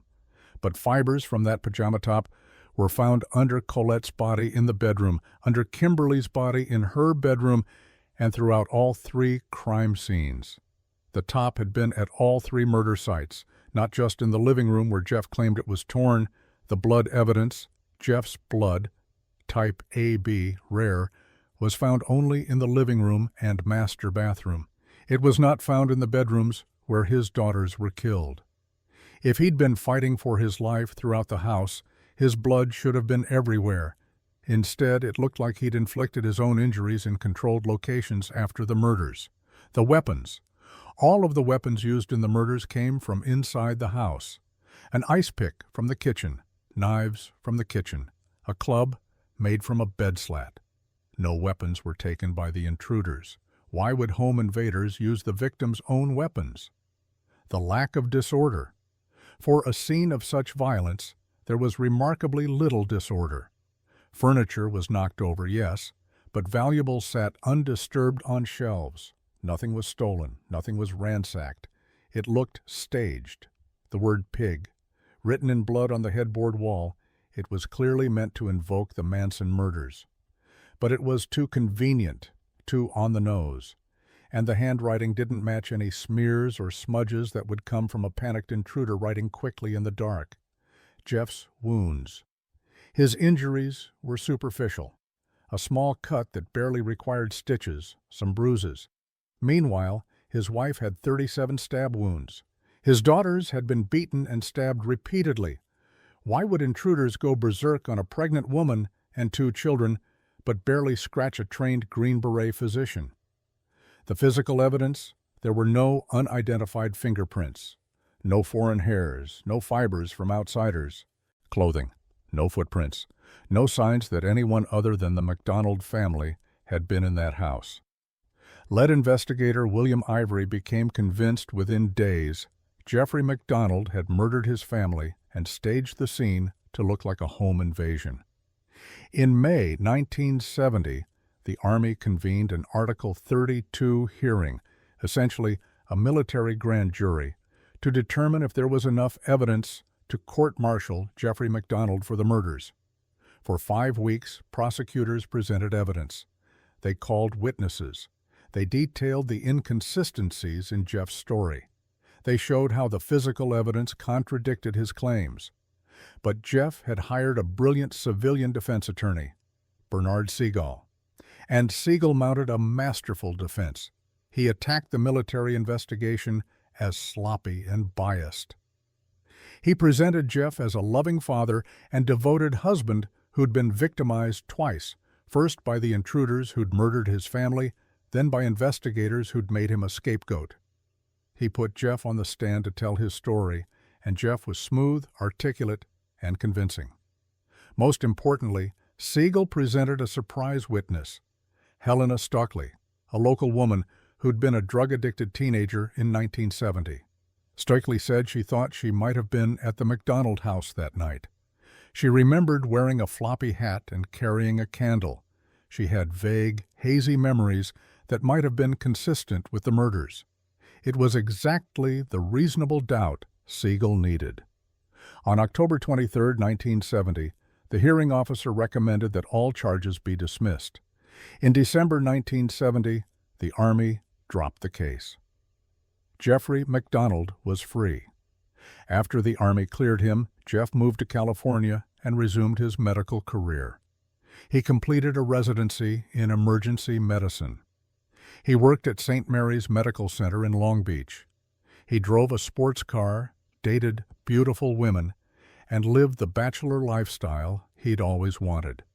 He seemed to have gotten away with murder, but Colette's stepfather, Freddie Kassab, wouldn't let it go. Kassab had initially believed Jeff's story and supported him publicly, but as he learned more about the evidence, about the inconsistencies, about the staged crime scene, Kassab became convinced Jeff was guilty. Kassab launched a one-man crusade for justice. He contacted investigators. He pushed prosecutors. He gave interviews. He wrote letters to Congress. He wouldn't stop, wouldn't give up, wouldn't let the murders be forgotten.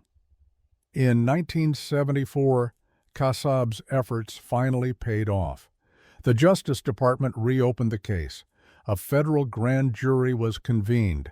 New forensic analysis was conducted. On January 24, 1975, Jeffrey MacDonald was indicted on 3 counts of murder. Jeff's trial began in July 1979 in Raleigh, North Carolina, 9 years after the murders. The prosecution, led by Assistant U.S. Attorney Brian Murtaugh, presented a devastating case. Forensic evidence, expert testimony showed that the 48 ice pick holes in Jeff's pajama top aligned perfectly with Colette's wounds, but only when the pajama top was folded in a specific way and placed on her body. This meant Jeff had used the pajama top to minimize his own injuries while stabbing Colette, then placed it on her body afterward. Blood spatter analysis. Blood evidence showed that Colette had been attacked in the master bedroom first, then her body moved. Kimberly's blood was found on the master bedroom wall, indicating she'd been injured there before being taken to her own room. The blood pattern contradicted Jeff's story of intruders attacking randomly. Fiber evidence. Blue threads from Jeff's pajama top were found under all three bodies and throughout the crime scene, proving the pajama top had been at all three murder sites, not torn in the living room as Jeff claimed. Jeff's injuries. Medical experts testified that Jeff's wounds were superficial and consistent with self-infliction. The cut on his abdomen was a single clean slice, not the kind of wound you'd get fighting for your life. Motive. Prosecutors argued that the pregnancy was the trigger. Jeff felt trapped. He wanted his freedom. He'd taken amphetamines that night, found in his system, which might have lowered his inhibitions. He snapped during an argument with Colette. The hippie story. Investigators showed that Jeff's entire story was lifted from the Manson murders he'd watched on TV the night of the killings. The word pig, the random cult violence, the acid is groovy chant. It was all too perfect, too derivative. The defense tried to resurrect Helena Stuckley's testimony, but she was even less coherent than before. She gave contradictory statements. She admitted her memories might be false. She'd been so high on drugs in 1970 that she couldn't separate reality from hallucination. On August 29, 1979, after 6.5 hours of deliberation, the jury returned its verdict: guilty of second-degree murder in the deaths of Colette and Kimberly, guilty of first-degree murder in the death of Kristen. The distinction suggested the jury believed Jeff had killed Colette and Kimberly in a rage, but had premeditated Kristen's murder to eliminate her as a witness. Jeffrey MacDonald showed no emotion as the verdicts were read. Judge Franklin Dupree sentenced him to 3 consecutive life terms. He was 36 years old. Jeffrey MacDonald has spent the last 45 years in prison, and every single one of those years fighting his conviction. He's filed appeal after appeal after appeal. He's claimed the government suppressed evidence. Helena Stuckley's statements proved intruders existed. New DNA evidence exonerates him. The investigation was biased. His trial attorney was ineffective. The jury instructions were improper. Every single appeal has been denied. Every court that's reviewed the evidence has upheld his conviction. The Fourth Circuit Court of Appeals has rejected his claims. The U.S. Supreme Court has refused to hear his case multiple times. In 1983, best-selling author Joe McGinnis published Fatal Vision, a book about the case that portrayed Jeff as a narcissistic killer. McGinnis had been given unprecedented access to Jeff and his defense team, ostensibly to write a book about Jeff's innocence. Instead, McGinnis became convinced of Jeff's guilt and wrote accordingly. Jeff sued McGinnis for fraud and breach of contract. The case went to trial in 1987 and ended in a hung jury.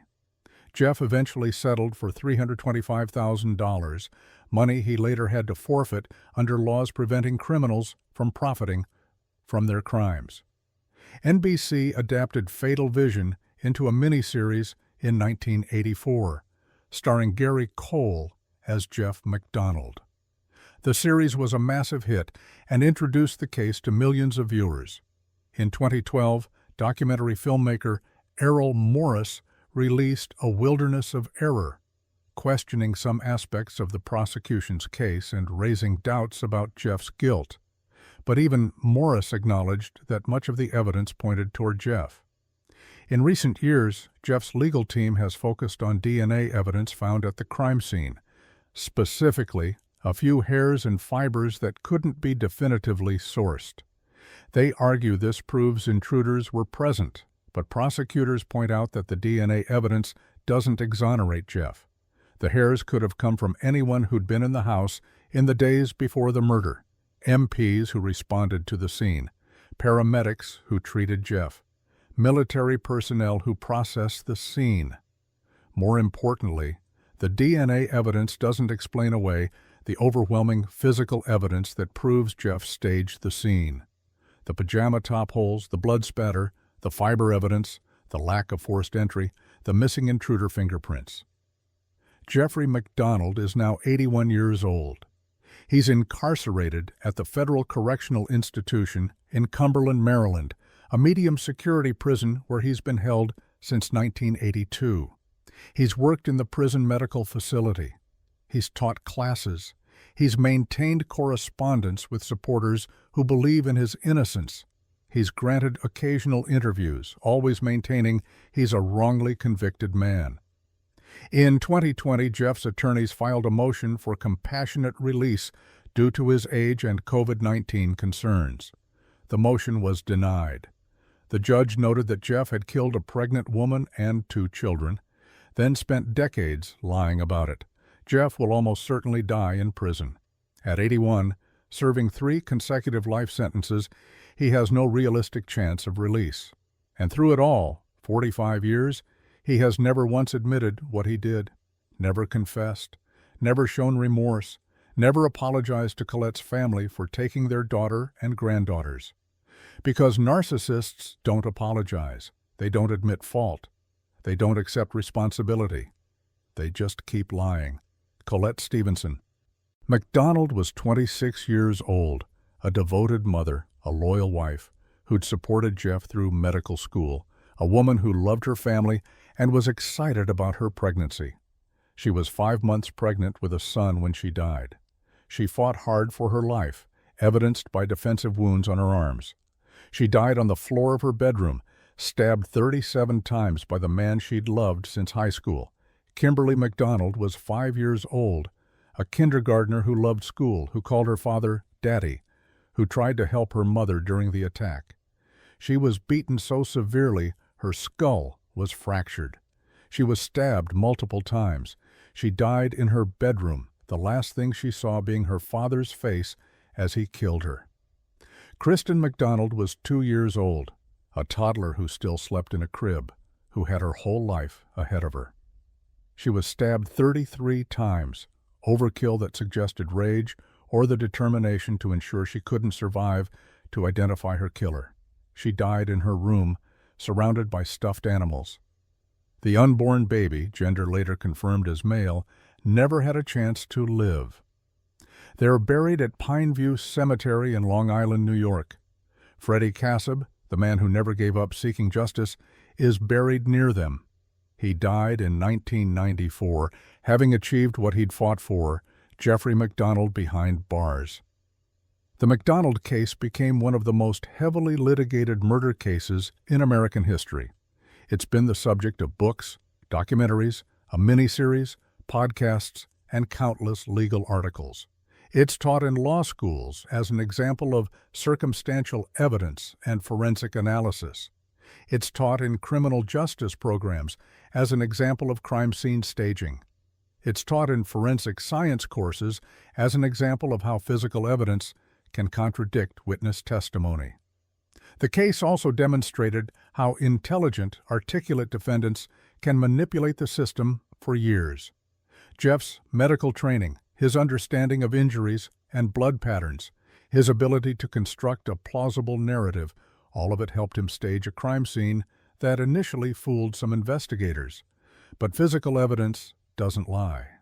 Blood spatter doesn't care about your story. Fiber evidence doesn't change based on your personality. And forensic analysis ultimately proved what investigators suspected from day one. Jeffrey MacDonald murdered his family. Jeffrey MacDonald wanted freedom. He wanted admiration. He wanted a life without the responsibilities of wife and children. He wanted to be the man he imagined himself to be, successful, admired, unencumbered. So, on a February night in 1970, he took that freedom by force. He murdered the woman who'd loved him since high school. He murdered the children who called him Daddy. He murdered his unborn son. Then he concocted an elaborate fantasy about hippie intruders, wrote pig on his wall in his wife's blood and called for help. He almost pulled it off. If not for a stepfather's relentless pursuit of justice, if not for forensic experts who painstakingly analyzed every fiber and blood drop, if not for prosecutors who refused to give up despite 9 years of delays, Jeffrey MacDonald might have lived out his days in California, a respected emergency room physician with a tragic backstory. Instead, he's inmate number 00437-177, housed in a federal prison, serving 3 life sentences for the murders of Colette, Kimberly, and Kristen MacDonald. He'll never practice medicine again. He'll never enjoy the freedom he killed for. He'll never have the admiration he craved. All he has is his story, the hippie intruder fantasy he's clung to for 55 years, and a prison cell where he'll remain until he dies. At 3:42 a.m. on February 17, 1970, Jeffrey MacDonald made a phone call. Help! Stabbing! But the truth is, the only person who could have helped that night was Jeff himself. And instead of helping, instead of protecting, instead of being the doctor and father and husband he was supposed to be, he became the one thing Colette and his daughters never imagined, their killer. The physical evidence proved it. The forensic analysis confirmed it. The jury convicted him. The appeals courts upheld it. But Jeffrey MacDonald will never admit it, because in his mind, he's still the victim, still the wrongly accused man, still the Green Beret doctor who lost everything to hippie intruders who never existed. The truth is simpler and more horrifying. He killed his family. He staged the scene. He lied for 55 years. And 3 innocent people, 2 little girls and their mother, paid with their lives for Jeffrey MacDonald's desperate need to be free. Case 5. Mark Hacking. On the morning of July 19, 2004, Mark Hacking called 911 to report his wife missing. Lori had gone for an early morning jog in Memory Grove Park, he said, and never came home. She wasn't answering her phone. Her car was still parked near the canyon. Could someone please help find her? Within hours, thousands of volunteers flooded Salt Lake City to search for Lori Hacking, the pregnant 27-year-old stockbroker's assistant who'd seemingly vanished without a trace. Her face was on every news channel. Her family held tearful press conferences. Her community rallied around the devastated husband who begged for his wife's safe return. But Lori Hacking wasn't lost in Memory Grove Park. She wasn't jogging anywhere. She wasn't missing in the traditional sense. Lori Hacking was dead, shot in the head while she slept, then thrown away like garbage by the man who'd promised to love her forever. And the reason was both simple and devastating. Mark Hacking's entire life was a lie. When Lori discovered the truth, she became a problem, and Mark Hacking solved problems by making them disappear. Mark Douglas, Hacking, and Lori K. Soares seemed like the ideal Mormon couple, exactly the kind of success story their community celebrated. They'd met in high school in Orem, Utah, about 40 miles south of Salt Lake City. Both came from good LDS families. Both were smart, ambitious, and committed to their faith. Lori was the kind of person everyone loved, warm, hard-working, eternally optimistic. She'd been adopted by Thelma and Geraldo Soares, who'd met while serving as missionaries in Brazil. Lori inherited their work ethic and their faith. She graduated from the University of Utah with a degree in business and took a job as a broker's assistant at Wells Fargo, where she was respected and liked by everyone. Mark was quieter, more reserved, but he had an impressive story. He was a pre-med student at the University of Utah, working toward his bachelor's degree and eventually medical school. His father was a pediatrician. His mother was a nurse. His brothers had successful careers in science. Medicine was the family business, and Mark was following in those footsteps. Lori and Mark married on April 5, 1999, in the Salt Lake Temple, the most sacred venue for Latter-day Saint ceremonies. It was a beautiful wedding. Their families were thrilled. Lori was 22. Mark was 23. They had their whole lives ahead of them. For 5 years, Lori supported Mark's educational dreams. She worked full-time while Mark attended classes at the University of Utah. She managed their finances. She encouraged him when he stressed about exams. She believed in him completely. By early 2004, Mark's hard work was supposedly paying off. He told Lori he'd graduated from the University of Utah in spring 2004. Even better, he'd been accepted to medical school at the University of North Carolina at Chapel Hill. They were moving to North Carolina that summer so Mark could start his medical career. Lori was ecstatic. She'd supported Mark through years of undergraduate work, and now it was finally happening. Her husband was going to be a doctor. They were starting a new chapter. And in July 2004, Lori discovered she was 5 weeks pregnant, the perfect timing to start their family. There was just one problem. None of it was true. Mark hadn't graduated from the University of Utah. He'd never been accepted to medical school in North Carolina. He hadn't even applied. Mark Hacking had been living a lie for years, and that lie was about to catch up with him. The truth was this: Mark Hacking had dropped out of the University of Utah in 2002, 2 years before he claimed to graduate. He simply stopped attending classes. He stopped taking exams. He stopped doing coursework. But he didn't tell anyone. Instead, Mark constructed an elaborate deception that would have been impressive if it weren't so pathological.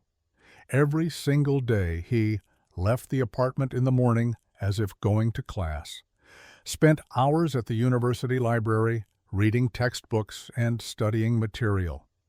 He'd never be tested on, returned home at night with stories about his classes, professors, and assignments, complained about exams and papers he was never actually writing, showed Lori fabricated transcripts and grade reports. He kept up this charade for 2 years. 2 full years of pretending to be a student, maintaining the fiction so thoroughly that Lori never suspected anything was wrong. When it came time to graduate in spring 2004, Mark staged an entire fake graduation. He wore a cap and gown for photos with his family. He accepted congratulations. He talked about how relieved he was to finally have his degree. The University of Utah had no record of his graduation because Mark Hacking never finished college. But the lies didn't stop there. Mark took the deception to another level by fabricating his medical school acceptance. He told Lori he'd applied to multiple medical schools and been accepted at UNC Chapel Hill. He showed her a fake acceptance letter. He discussed the program with her in detail, details he'd researched online. He even traveled across the country, supposedly for medical school interviews at various universities. He wasn't interviewing anywhere. He was just traveling, staying in hotels, killing time, maintaining the fiction. Lori believed every word. Why wouldn't she? This was her husband, the man she'd married in the temple, the man she'd supported for 5 years, the man whose family was full of doctors and nurses. Why would he lie about something like this? By July 2004, Mark and Lori were preparing to move to North Carolina. Lori had given notice at Wells Fargo. They were packing up their apartment. Lori was researching neighborhoods in Chapel Hill where they could live. She was planning how they'd manage with a baby while Mark was in medical school. And then, on July 18, 2004, Lori made some phone calls that would change everything. Exactly what prompted Lori to verify Mark's story isn't entirely clear. Perhaps she was handling enrollment paperwork and noticed discrepancies. Perhaps she was calling UNC Chapel Hill to ask questions about student housing. Perhaps she was just being thorough before their cross-country move. Whatever the reason, on July 18th, Lori called the University of North Carolina at Chapel Hill's medical school admissions office. They had no record of Mark Hacking. He'd never applied. He'd never been accepted. They'd never heard of him. Lori hung up the phone, her world shattering around her. She called the University of Utah next, asking about Mark's graduation. He hadn't graduated. He'd dropped out in 2002. He hadn't even been enrolled for the past 2 years. Lori was devastated, confused, and furious. Everything Mark had told her was a lie. Their entire plan for the future was built on fiction. She'd given notice at her job. They were about to move across the country. She was pregnant, and her husband had been lying to her, elaborately, persistently, pathologically, for years. That evening, Lori called her parents sobbing. She told them Mark had lied about everything. She said she didn't know what to do. Her mother told her to come stay with them, that they'd figure it out together. Lori also called a friend, telling her through tears about the lies. She said she needed to confront Mark, needed to understand how this could have happened. When Mark came home that evening, Lori confronted him. We don't know exactly what was said. Mark's accounts have varied, but the confrontation was devastating. Years of deception exposed, trust shattered. Future destroyed. Lori told Mark she needed time to think. She told him she loved him, but didn't know if their marriage could survive this level of betrayal. She told him she was pregnant and terrified. Then Lori went to bed, emotionally exhausted, probably hoping that somehow morning would bring clarity. She never saw morning. According to Mark's eventual confession and the evidence investigators assembled, here's what happened in the early morning hours of July 19, 2004. After Lori fell asleep, Mark stayed awake. He didn't go to bed. He sat in the living room playing video games for about an hour, a bizarre detail that suggests either emotional numbness or deliberate distraction. Then Mark went to the bedroom closet where he kept a .22 caliber rifle, a small-bore weapon that wouldn't make much noise. He loaded it. He walked to the bedroom where his pregnant wife slept, and he shot Lori Hacking in the head. She died instantly, still in bed, never knowing what was coming. The woman who'd loved him since high school, who'd supported him for 5 years, who was carrying his child Elle, gone in an instant because Mark couldn't face the consequences of his lies. Mark then methodically disposed of the evidence. He wrapped Lori's body in garbage bags, carried her body to his car. Neighbors would later report hearing sounds of a car trunk opening and closing around 1 a.m., drove to a dumpster behind a furniture store and disposed of Lori's body. Returned home and stripped the mattress, which was soaked with blood, drove to another dumpster and disposed of the mattress, disposed of the rifle in yet another dumpster, returned home and cleaned the bedroom. He was thorough, methodical, calculating. His medical training, the real courses he'd taken before dropping out, had taught him about blood evidence and decomposition. He knew to separate the body, weapon, and mattress to make the crime harder to solve. Then Mark Hacking went to sleep for a few hours. At 10:07 a.m. on July 19th, Mark called 911 to report Lori missing. He said she'd left early that morning to go jogging at Memory Grove, a popular park northeast of downtown Salt Lake City. She hadn't come home. She wasn't answering her phone. He was worried. At 10:49 a.m., Mark called 911 again, saying he'd driven to Memory Grove and found Lori's car parked there, but no sign of her. Where could she be? Police responded immediately. They found Lori's car at Memory Grove, parked near the running trails. The driver's seat and mirrors were adjusted for someone much taller than Lori, adjusted for someone Mark's height. That detail alone made investigators suspicious. Within hours, a massive search operation was underway. Volunteers flooded Memory Grove and the surrounding canyons. Search dogs were deployed. Helicopters scanned the area. The local news covered the search continuously. Lori's family held press conferences, begging for information. Her father, Geraldo Suarez, spoke tearfully about his daughter. Her mother, Thelma, clutched Lori's photo and pleaded for her safe return. Mark played the role of devastated husband. He participated in searches. He gave interviews.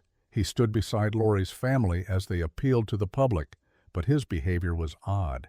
He showed little emotion. He seemed distracted. He kept his sunglasses on even indoors. He gave strange, rambling answers to reporters' questions. And then, on July 25th, just one day after reporting Lori missing, Mark's carefully constructed world completely collapsed. On July 20th, Mark checked himself into a psychiatric hospital, claiming he was suicidal. But it wasn't grief over Lori's disappearance that had broken him. It was the weight of the lies finally crushing him. While Mark was in the hospital, investigators were uncovering the truth. They contacted the University of Utah. Mark hadn't graduated. They contacted UNC Chapel Hill. Mark had never been accepted. They spoke to Lori's co-workers at Wells Fargo, who told them Lori had discovered the lies on July 18th. Suddenly, Mark's motive became clear. This wasn't a random abduction. This was a husband whose lies had been exposed, who was facing humiliation, divorce, and the loss of everything he'd pretended to be. On July 23rd, Mark's brothers visited him at the psychiatric hospital. During that conversation, Mark's carefully maintained facade finally crumbled. He broke down and confessed to his brothers. He'd killed Lori. He'd shot her while she slept. He'd thrown her body in a dumpster. His brothers immediately contacted Mark's attorney, Gil Athay, who contacted Salt Lake City police. Mark was arrested that same day. But there was a major problem. Without a body, prosecutors would have a harder time proving murder. They needed to find Lori. Mark, through his attorney, agreed to help. He told investigators where he'd disposed of Lori's body, in a dumpster behind a furniture store. But that dumpster had been emptied days earlier. Its contents had been taken to the Salt Lake County landfill, where it was mixed with thousands of tons of garbage. What followed was one of the most extensive landfill searches in Utah history. For weeks, investigators and volunteers sifted through garbage at the landfill looking for any trace of Lori Hacking. They worked in sweltering July and August heat. They sorted through rotting trash, hazardous materials, and decomposing waste. Cadaver dogs helped narrow the search area. Investigators sectioned off portions of the landfill based on collection routes and disposal patterns. The search was gruesome, heartbreaking, and seemingly endless. Lori's family kept vigil, hoping against hope that they'd find their daughter and bring her home for a proper burial. On October 1st, 2004, nearly 3 months after Lori's murder, searchers finally found human remains in the landfill. Dental records confirmed what everyone already knew. It was Lori Hacking. Her body was badly decomposed, making it impossible to perform a complete autopsy. But forensic analysis confirmed she died from a gunshot wound to the head. Her remains, what was left of them, amounted to about 15 pounds. Just fragments, bone pieces, teeth. Thelma Soares would later testify that she was able to bury 15 pounds of bone fragments and teeth from my 115-pound daughter. The woman Mark had loved since high school, the woman who'd supported his dreams, the woman who was carrying his child, reduced to garbage in a landfill. On April 15, 2005, Mark Hacking appeared in court and pleaded guilty to first-degree murder. There would be no trial, no lengthy proceedings. Mark waived his right to contest the charges. When asked by the judge to explain what he'd done, Mark said in a flat, emotionless voice, "Your Honor, I intentionally shot Lori Hacking in the head with a .22 rifle on July 19, 2004. That was it. No explanation, no justification. Just a clinical admission of murder." At his sentencing hearing on June 6, 2005, both families were given the opportunity to speak. The contrast was devastating. Lori's mother, Thelma Soares, spoke through tears. "I feel shattered and betrayed to the very core. After nearly a year, I can't accept the fact that after shooting her in the head, Mark dumped Lori in the trash." "How could you do that, Mark? How could you do that?" Lori's father, Geraldo Soares, who had once welcomed Mark as a son, spoke with barely contained rage. "You are a freaking liar. You can see it in his eyes. I do not feel sorry for him. He has to pay for what he did to my daughter." Lori's brother, Paul Soros, called Mark a selfish person and a con man who deceived an entire community. Then Mark spoke. His statement was brief and struck many as emotionally hollow. "She didn't do nothing but love me unconditionally, even when I didn't deserve it. She was the greatest thing that ever happened to me, but I killed her and took the life of my unborn child and put them in the garbage, and I can't explain why I did it." Judge Denise Lindberg then sentenced Mark Hacking to 6 years to life in prison, the maximum sentence possible under Utah law at the time for a first-degree murder conviction. Because Mark had used a firearm, 1 year was added to the minimum, meaning he'd have to serve at least 6 years before being eligible for parole. But Judge Lindberg made her intentions clear. She would recommend to the parole board that Mark serve a very, very long time. The 6-year minimum sentence sparked immediate public outrage. How could someone who'd murdered his pregnant wife and disposed of her body in a landfill potentially be eligible for parole after just 6 years? The answer lay in Utah's sentencing structure at the time. First-degree murder carried a sentence of 5 years to life, with the Utah Board of Pardons ultimately determining how long an inmate would serve. The system was designed to give the parole board flexibility based on an inmate's behavior and rehabilitation. But in Mark Hacking's case, it seemed grotesquely inadequate. Public pressure mounted. Advocacy groups pushed for change. Prosecutors argued that the law needed to reflect the severity of first-degree murder. In March 2006, Utah lawmakers passed House Bill 102, officially known as Lori's Law. The legislation increased the minimum sentence for first-degree murder from 5 years, or 6 with a firearm, to 15 years to life. The law was a direct response to the public's outrage over Mark Hacking's sentence. It ensured that future murderers in Utah would face significantly longer minimum sentences before becoming eligible for parole. For Mark himself, the new law didn't apply retroactively. He was sentenced under the old law. But in July 2005, the Utah Board of Pardons held a special hearing and made a crucial decision. Mark Hacking would not be eligible for parole until 2035, meaning he would have to serve a minimum of 30 years. Board Chairman Mike Sibbett cited numerous aggravating factors. Mark had killed his pregnant wife. He'd disposed of her body in a landfill. He'd obstructed justice by lying to investigators. He'd forced her family to endure a landfill search to recover her remains. "There's no question this is a very serious case," Sibbett said. 30 years. Mark Hacking, who was 28 when he committed murder, won't be eligible for parole until he's 58 years old. And eligibility doesn't mean release. It just means he can apply. The board could easily deny parole and require him to serve much longer. Mark Hacking is currently incarcerated at Utah State Prison in Draper, Utah. He's now 49 years old, serving year 20 of his minimum 30-year sentence. By all accounts, he's been a model prisoner. He's worked prison jobs, he's taken educational courses, he's stayed out of trouble. Prison officials describe him as quiet, compliant, and unremarkable, but being a model prisoner doesn't erase what he did. Mark's family stood by him initially. His father, Douglas Hacking, released a statement after the sentencing expressing love for his son while acknowledging the horror of his crime. Mark's mother visited him regularly in prison, but over time, those visits became less frequent. The strain of having a son who murdered his pregnant wife and disposed of her in a landfill, it takes a toll. The Hacking family name, once associated with medical professionals and respected community members, became synonymous with murder and deception.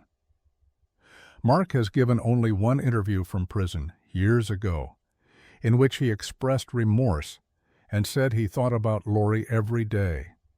He said he couldn't explain why he'd killed her, that he'd made the worst decision possible in a moment of panic.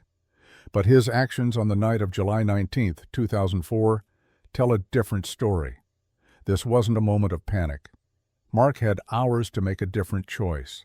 He could have admitted his lies to Lori and worked through the consequences, moved out and dealt with the divorce, sought counseling or psychiatric help, called his family for support. Instead, Mark chose the most permanent solution to his problem.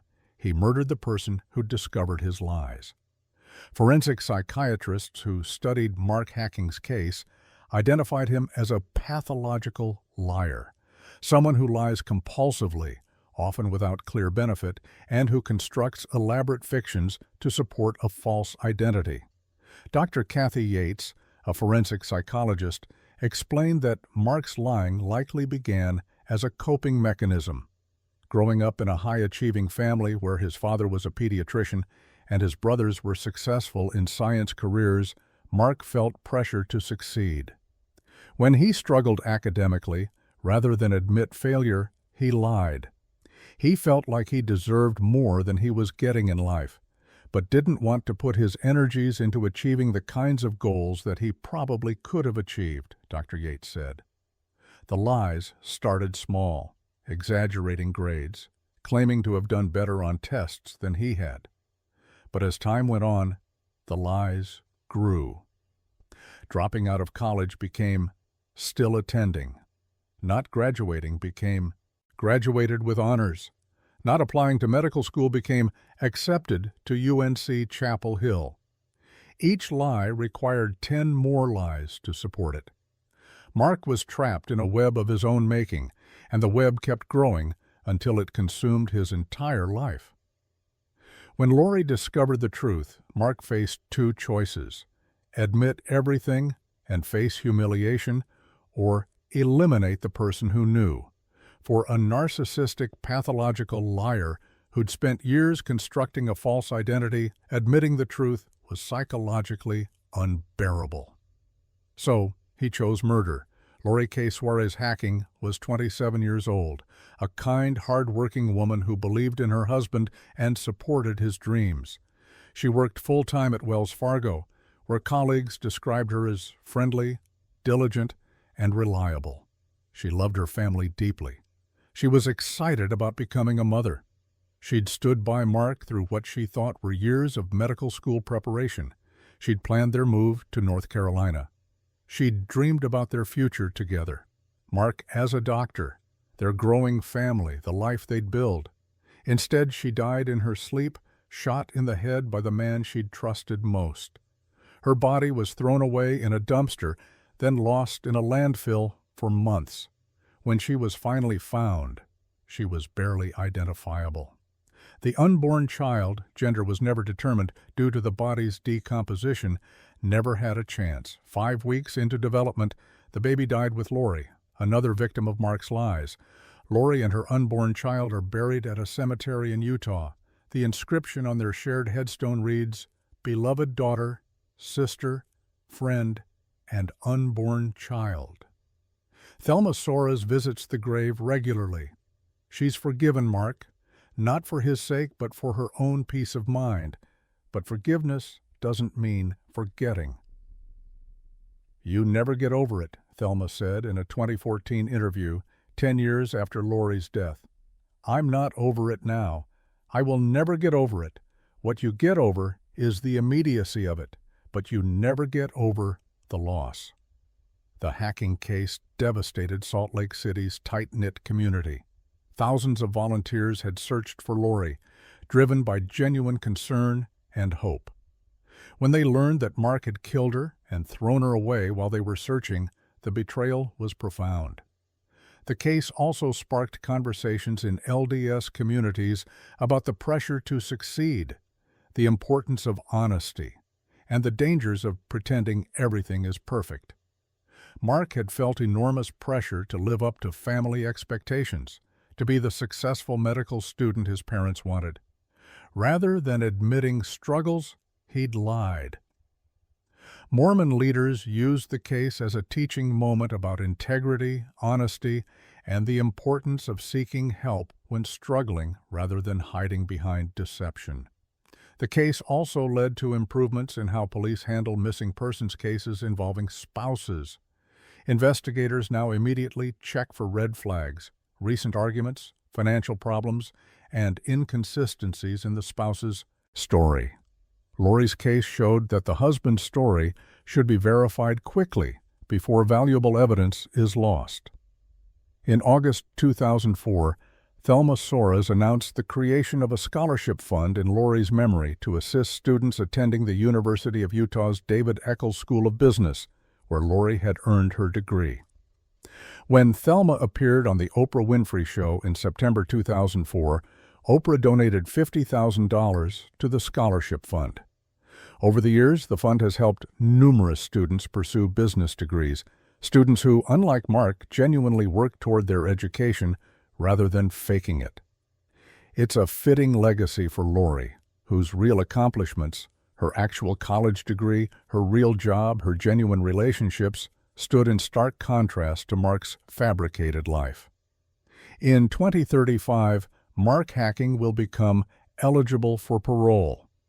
He'll be 58 years old, having served 30 years in prison. The parole board will consider numerous factors: his behavior in prison, likely exemplary; his expressed remorse, likely carefully worded; the nature of his crime, brutal and calculated; input from Lori's family, likely opposing release; risk of reoffense, probably low. But the board will also remember that Mark Hacking murdered his pregnant wife rather than admit he'd lied about medical school. They'll remember that he disposed of her body in a landfill. They'll remember that he lied to investigators and forced Lori's family to endure months of searching. Lori's family has already vowed to attend every parole hearing and argue against Mark's release. Geraldo Soares said before his death that he would attend all of Mark's parole hearings and try to keep him in prison. Whether Mark Hacking will ever walk free remains an open question. But one thing is certain: he destroyed his own life along with Lori's. The medical career he'd fantasized about will never happen. The future he'd lied about will never exist. The freedom he'd taken for granted is gone. All because Mark Hacking couldn't tell the truth. On July 19, 2004, Mark Hacking had a choice. He could have told the truth, faced the consequences, and started rebuilding his life with honesty. It would have been humiliating. It would have been painful. His marriage might have ended, but everyone would have lived. Instead, he chose murder. He chose to shoot his sleeping wife in the head. He chose to throw her body in a dumpster like trash. He chose to lie to searchers, to her family, to an entire community. Lori Hacking spent 5 years supporting a lie. She worked full-time while Mark pretended to attend classes. She celebrated his fake graduation. She prepared to move across the country for his fake medical school acceptance. She loved him unconditionally. And when she finally discovered the truth, when the house of cards collapsed, Mark didn't see a woman he'd betrayed. He saw a problem that needed to be eliminated. So he eliminated her. Mark Hacking sits in prison now, with 15 more years before he's even eligible for parole. He's alive. He can read, work, eat, sleep, think. He has a future, however limited. Lori has none of those things. She's 15 pounds of bone fragments in a grave in Utah. She never became a mother, never pursued her career, never got the chance to rebuild after betrayal. She trusted the wrong man. She believed the wrong lies. She married a pathological liar whose pride was more important than her life. And on a July morning in 2004, that trust cost her everything. Case 6. Christian Longo, December 19, 2001. A fisherman in Waldport, Oregon, spotted something floating near the marina. As he drew closer, his blood ran cold. It was a child, a little boy, no more than 4 years old, with a pillowcase full of rocks tied to his leg. 4-year-old Zachary Longo had been thrown into the icy water alive, left to drown in the dark.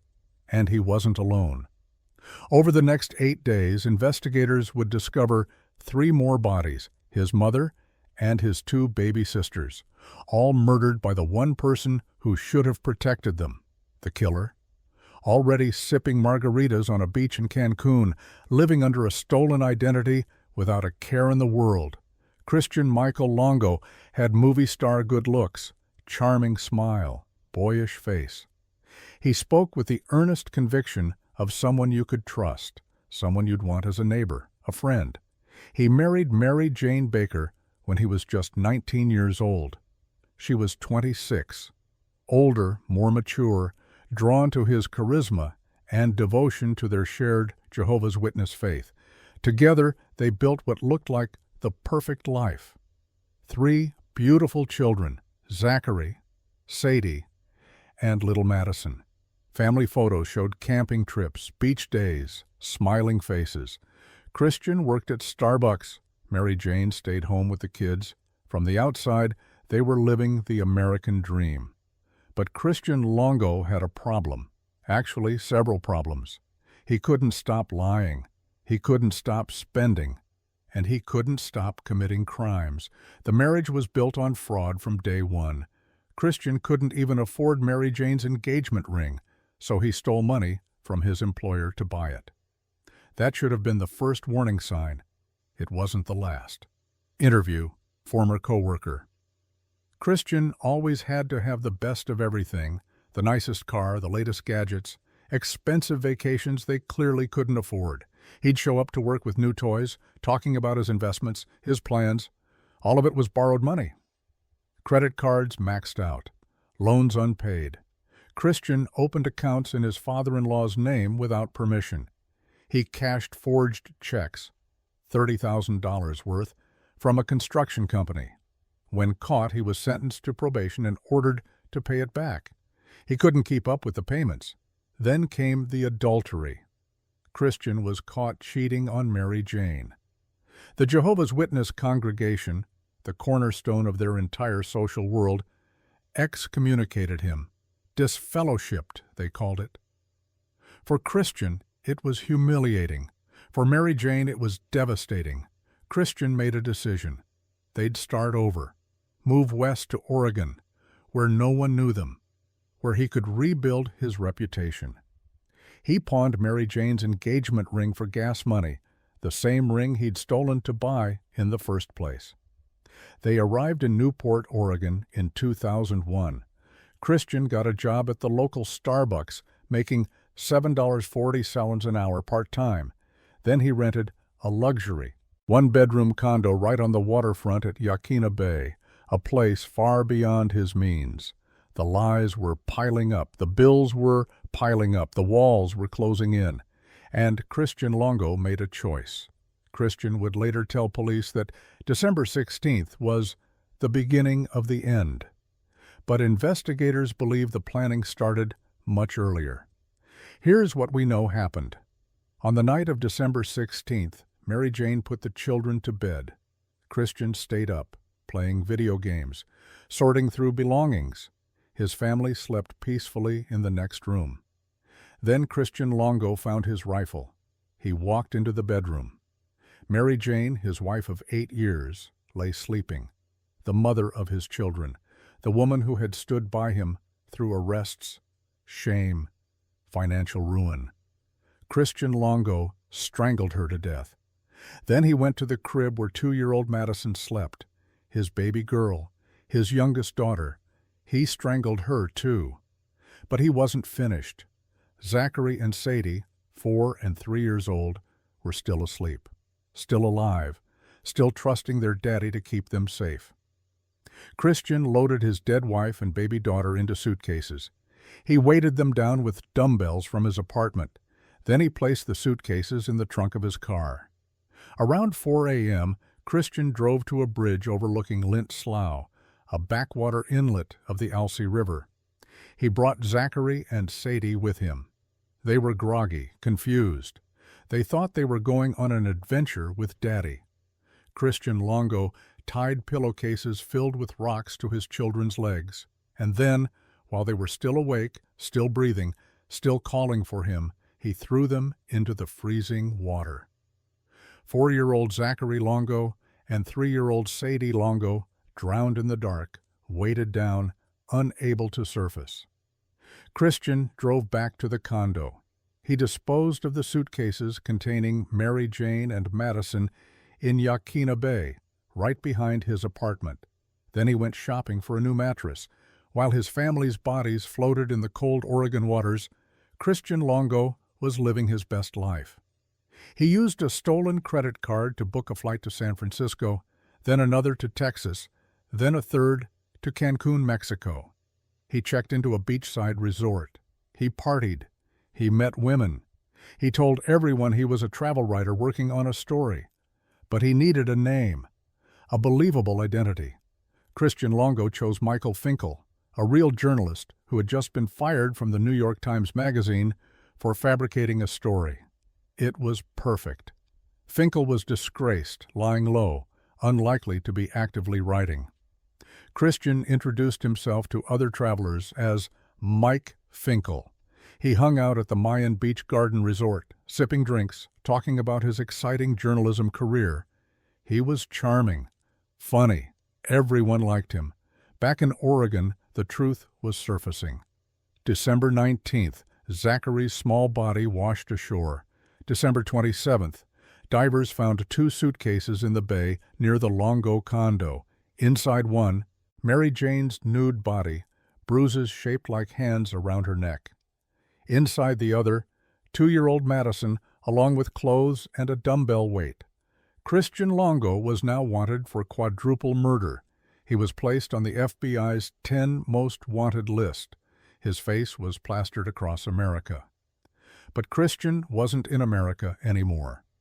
The FBI worked with Mexican authorities, flooding Cancun with flyers. They staked out the local Starbucks where Christian had applied for a job. Tips started coming in. On January 13, 2002, less than a month after the murders, Christian Longo was recognized at a hostel in Tulum. Mexican police arrested him without incident. He was calm, cooperative, almost relieved, and he had a story ready. Christian Longo's trial began in March 2003. The evidence was overwhelming. His DNA, his timeline, his bizarre behavior, his escape to Mexico. But Christian had one last card to play. Blame the victim. He claimed he came home from work to find Zachary and Sadie missing. He said Mary Jane was acting erratic. He said Madison was on the bed, lifeless. He claimed Mary Jane confessed to killing the older children and putting them in the water. According to Christian, he was the victim. He killed Mary Jane in a fit of rage after discovering what she'd done. He finished off Madison because he saw her gasping for air. This is a man who has lied his entire adult life. He lied to get married. He lied to his church. He lied to employers. He forged checks, stole identities, committed fraud. And now he wants us to believe he's telling the truth about the worst night of his life? The jury didn't buy it. The prosecution showed evidence Christian had planned the murders for months. He'd researched the area. He'd prepared his escape. He'd bought the airline tickets days before, and most damning, there was no physical evidence Mary Jane had killed anyone.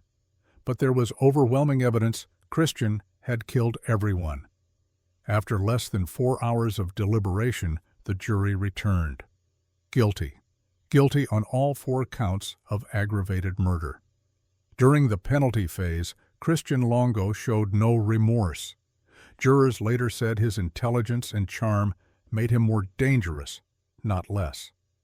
They worried he'd manipulate his way out of prison someday. Christian Michael Longo was sentenced to death by lethal injection.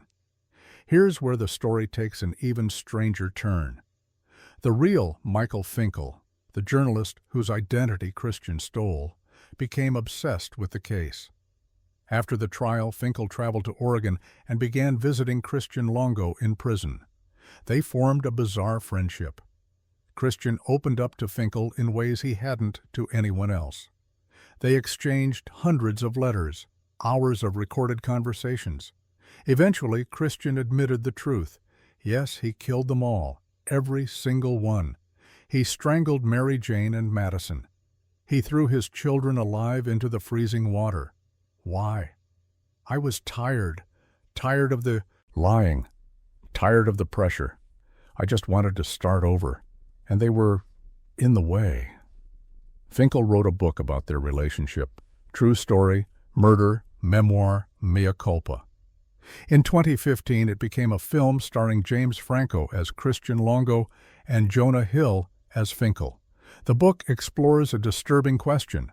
Why do we find monsters fascinating? What draws us to people like Christian Longo? Charming, intelligent, articulate, and capable of unspeakable evil?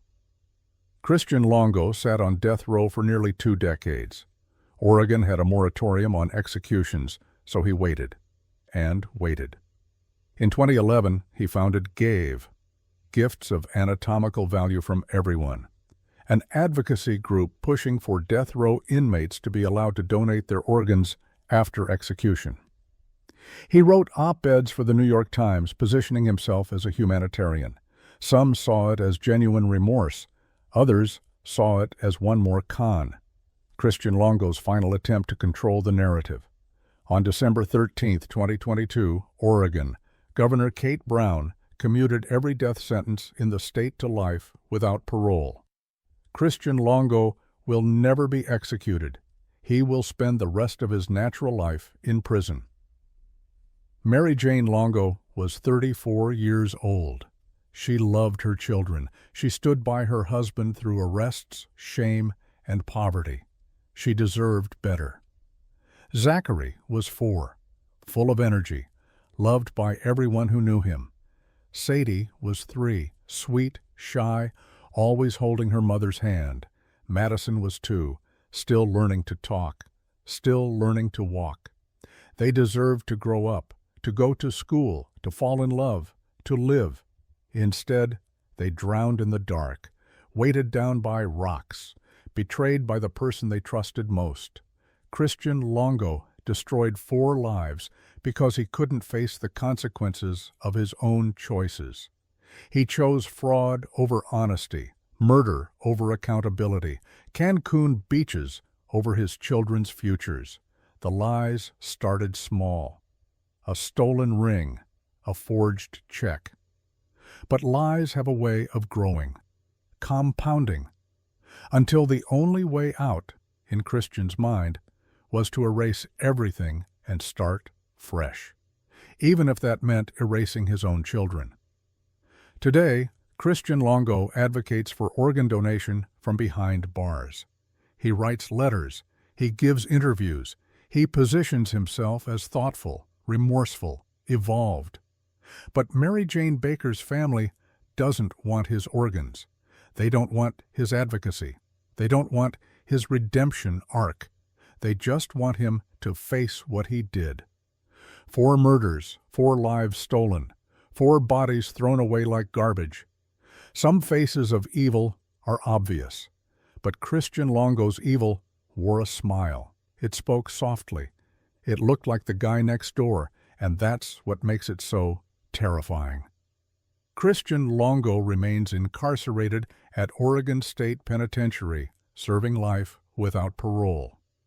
Mary Jane's sister, Penny Baker Dupuy, continues to advocate for victims' families' rights in sentencing decisions. The Longo children are buried together in Oregon. Case 7, Josh Powell, February 5, 2012, Graham, Washington. Social worker Elizabeth Griffin Hall pulled up to a rental house with 2 little boys in her car, 7-year-old Charlie and 5-year-old Braden Powell. It was supposed to be a routine supervised visitation with their father. She walked the boys to the front door. Their father opened it, grabbed his sons, and slammed the door in her face. She heard the lock click. Then she smelled gasoline. 911. Call audio. "He just took the kids and locked me out. I'm on the porch. I can hear something inside. Oh my God, it smells like gas. He's not letting me in. He's not letting me in. The kids are in there." The house erupted in flames. Elizabeth screamed. She pounded on windows. She could hear the boys crying inside, crying for help that would never come.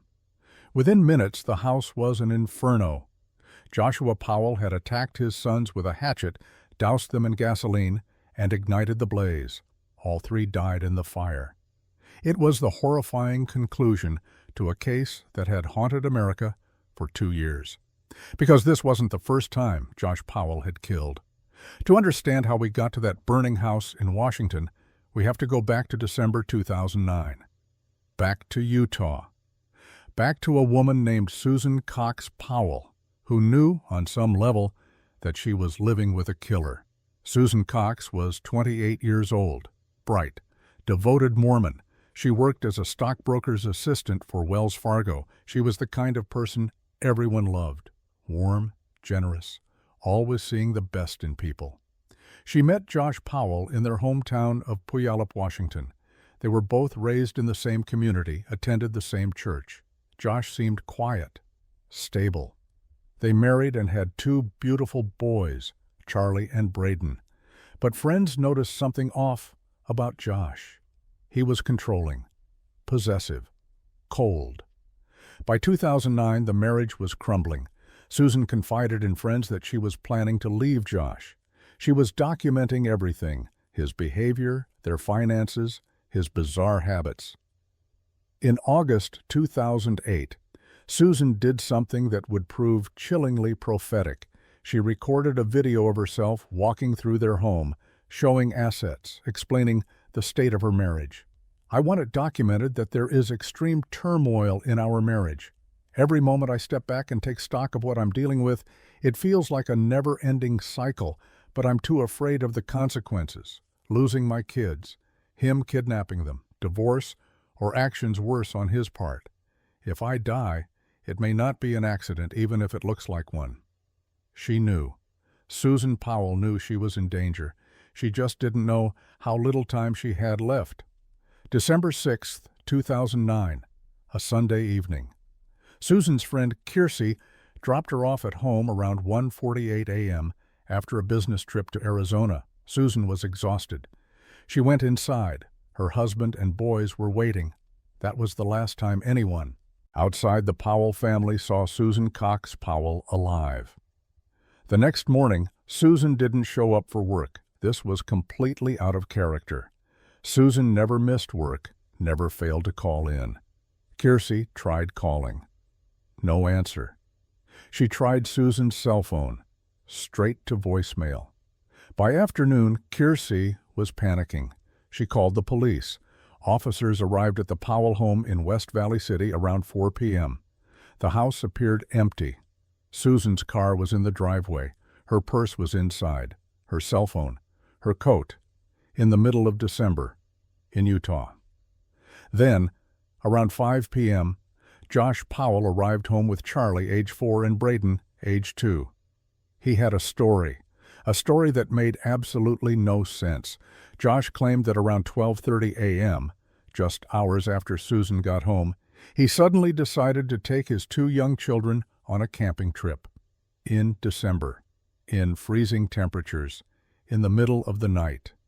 He said he woke his sleeping toddlers, loaded them into the van, and drove 90 miles to Simpson Springs, a remote desert area in western Utah. He claimed Susan stayed home because she was tired. Everything about his story was wrong. The timeline didn't work. The temperature that night was below freezing. No mother, especially Susan, would allow her children to be taken camping in those conditions. And no one spontaneously decides to go camping at midnight with sleeping toddlers. Police searched the Powell home that night. What they found was chilling. Traces of Susan's blood on the living room floor. 2 fans positioned to dry the carpet still running, life insurance policies on Susan, totaling $1.5 million. A handwritten letter from Susan expressing fear for her life. Susan's phone deliberately disabled. They checked Josh's rental car. The odometer showed an additional 807 miles, far more than a round trip to Simpson Springs required. Where did Josh Powell go that night? What was he doing for all those hours? Josh claimed he got lost, that he drove around aimlessly, that he fell asleep at a gas station. The truth? Susan's blood was in that house, and Susan's body was gone. For weeks, thousands of volunteers searched the Utah wilderness. They combed through canyons, mines, wilderness areas. Susan's face was everywhere. News broadcasts, missing person posters, vigils. Her family was desperate. Her father, Chuck Cox, made emotional pleas for information. Her mother, Judy, couldn't sleep, couldn't eat. And Josh? Josh gave television interviews. He played the concerned husband, the confused father. He claimed Susan must have run away, maybe with another man. Maybe she was in a fugue state. He speculated wildly, changing his story constantly. I don't know what happened. I just want her to come home. The boys miss her. I miss her.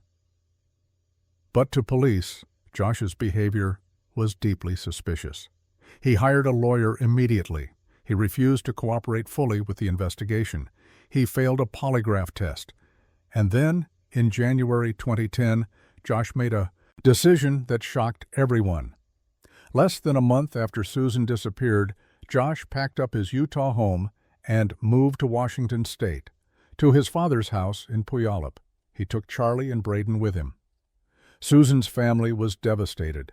The boys were being taken 900 miles away from the only home they'd known, from their grandparents, from the search for their mother. Interview: Chuck Cox, Susan's father. We knew. In our hearts, we knew Josh had killed her, but we couldn't prove it. And now he was taking our grandsons away, and there was nothing we could do. Josh moved in with his father, Stephen Powell, and that's where things got even darker. Stephen Powell was disturbing, inappropriate, obsessive. He'd been taking secret photos of Susan for years, in the bathroom, in her bedroom, getting dressed. He wrote songs about her. He kept journals detailing his sexual fantasies about his own daughter-in-law. Susan had told friends she felt uncomfortable around Stephen, that he stared at her, that something about him was deeply wrong. Now Josh was raising Charlie and Braden in that house, with that man. Charlie and Braden Powell were caught in the middle of a nightmare. Their mother vanished. Their father moved them across the country. They were living in a house filled with secrets and lies. But children remember, and children talk. Susan's parents, Chuck and Judy Cox, fought for visitation rights. They wanted to see their grandsons, to maintain some connection to Susan's memory. During visits, the boys began saying disturbing things. Charlie, the older boy, told his grandparents, Mommy was in the trunk. He said they went camping and that Mommy was there, but she didn't come back. He talked about blood, about Daddy acting strange, about things a 4-year-old shouldn't have to carry in his memory. Then, in September 2011, police raided Stephen Powell's house. They found his secret cache of photos, not just of Susan, but of neighbor children. He was arrested for voyeurism and possession of child pornography. Finally, the state of Washington intervened. Charlie and Braden were removed from Josh's custody and placed with Chuck and Judy Cox. For Susan's parents, it was a small victory. Their grandsons were safe. They could protect them, love them, give them stability. Josh was granted supervised visitation only. He had to undergo psychosexual evaluations. He had to submit to polygraph tests if he wanted his sons back. The walls were closing in. Police were still investigating Susan's disappearance. Josh's father was going to prison. The boys were out of his control, and Josh Powell couldn't handle losing control. Sunday afternoon, Graham, Washington. Social worker Elizabeth Griffin Hall arrived at Chuck and Judy Cox's house to pick up Charlie and Braden for their supervised visit with Josh. The boys were excited. Despite everything, they still loved their daddy. Elizabeth drove them to Josh's rental house. She was required by law to supervise the entire visit to ensure the children's safety. They arrived at 12:05 p.m. Elizabeth walked Charlie and Braden to the front door. Josh opened it. The boys ran toward their father, happy to see him. Then Josh grabbed both boys and pulled them inside. Elizabeth tried to follow. Josh blocked her, and then he slammed the door shut. She heard the lock click. Elizabeth stood on the porch, confused. This wasn't how supervised visits worked. She knocked. Josh didn't answer. Then she smelled it. Gasoline. Strong. Overwhelming. Elizabeth pulled out her phone and dialed 911. Dispatcher. 911, what is your emergency? Elizabeth. I'm on a supervised visit for a court-ordered visit, and he won't let me in the door. Dispatcher. Okay, what's the address? Elizabeth. He just took the kids from me and shut the door. 8119 189th Street, Court East, Graham. Dispatcher. Is this his residence? Elizabeth. Yes, something's wrong. He was supposed to let me in for supervision. I'm hearing something inside. Inside the house, Josh Powell had already begun his plan. He'd attacked 7-year-old Charlie and 5-year-old Braden with a hatchet. Blood splattered the walls. The boys were crying, screaming, bleeding. Then Josh doused them with gasoline, gallons of it. The house reeked. Elizabeth. I can smell gas. There's gas coming from the house. Dispatcher. Okay, do you know if there's any weapons in the house? Elizabeth. I'm not sure. He won't let me in. I can hear one of the boys crying. He took them from me. Dispatcher. I have deputies on the way, okay? How old are the kids? Elizabeth. They're 5 and 7. He took them and locked me out. Something's really wrong. There's smoke or gas or something. At 12:08 p.m., just 3 minutes after they arrived, the house exploded. The blast was so powerful it shook neighboring homes. Flames erupted instantly, engulfing the entire structure. Elizabeth was thrown backward by the force. She screamed. She could still hear the boys crying inside. Oh my God, the house exploded. There's a fire. The kids are in there. The kids are inside. Fire trucks arrived within minutes, but it was too late. The fire was too intense. The house was fully engulfed. When firefighters finally entered the burned-out shell of the house, they found 3 bodies. Charlie Powell, age 7, Braden Powell, age 5. Both had been attacked with a hatchet before the fire. Both had died from carbon monoxide poisoning and burns, and Joshua Powell, age 36, dead by his own hand. He'd murdered his sons, then he'd sat down in the middle of the inferno and died with them. The nation was horrified. How could a system designed to protect children allow this to happen? Elizabeth Griffin Hall had done everything right. She'd called 911 immediately. She'd reported the danger, but the system failed. The dispatcher initially treated it as a custody issue, not an emergency. Police were en route, but not fast enough. Chuck Cox, broken and devastated. I had them safe. They were living with us. They were happy. They were healing. And the state gave them back to him, even for an hour, even supervised. And he killed them. He murdered my grandsons. The Cox family filed a wrongful death lawsuit against the state of Washington, arguing the Department of Social and Health Services failed to protect Charlie and Braden. In August 2020, a jury agreed.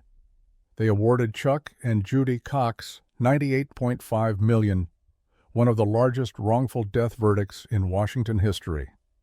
The state had known Josh was a suspect in Susan's disappearance. They had known about his father's criminal behavior. They had known the boys had made disturbing statements. Yet they continued to allow supervised visits in a private home instead of a secure facility. Ann Bremner, Cox family attorney. These boys should never have been allowed in that house alone with him. The system failed at every level, and it cost 2 innocent children their lives. To this day, more than 15 years later, Susan Cox Powell's body has never been found. Josh never told anyone where she is.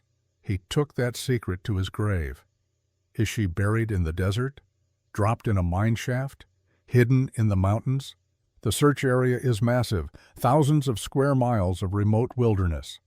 West Valley City police officially closed their active investigation in 2013, stating they believe Josh murdered Susan and his brother Michael helped dispose of her body. Michael Powell committed suicide in 2013, taking his own secrets with him.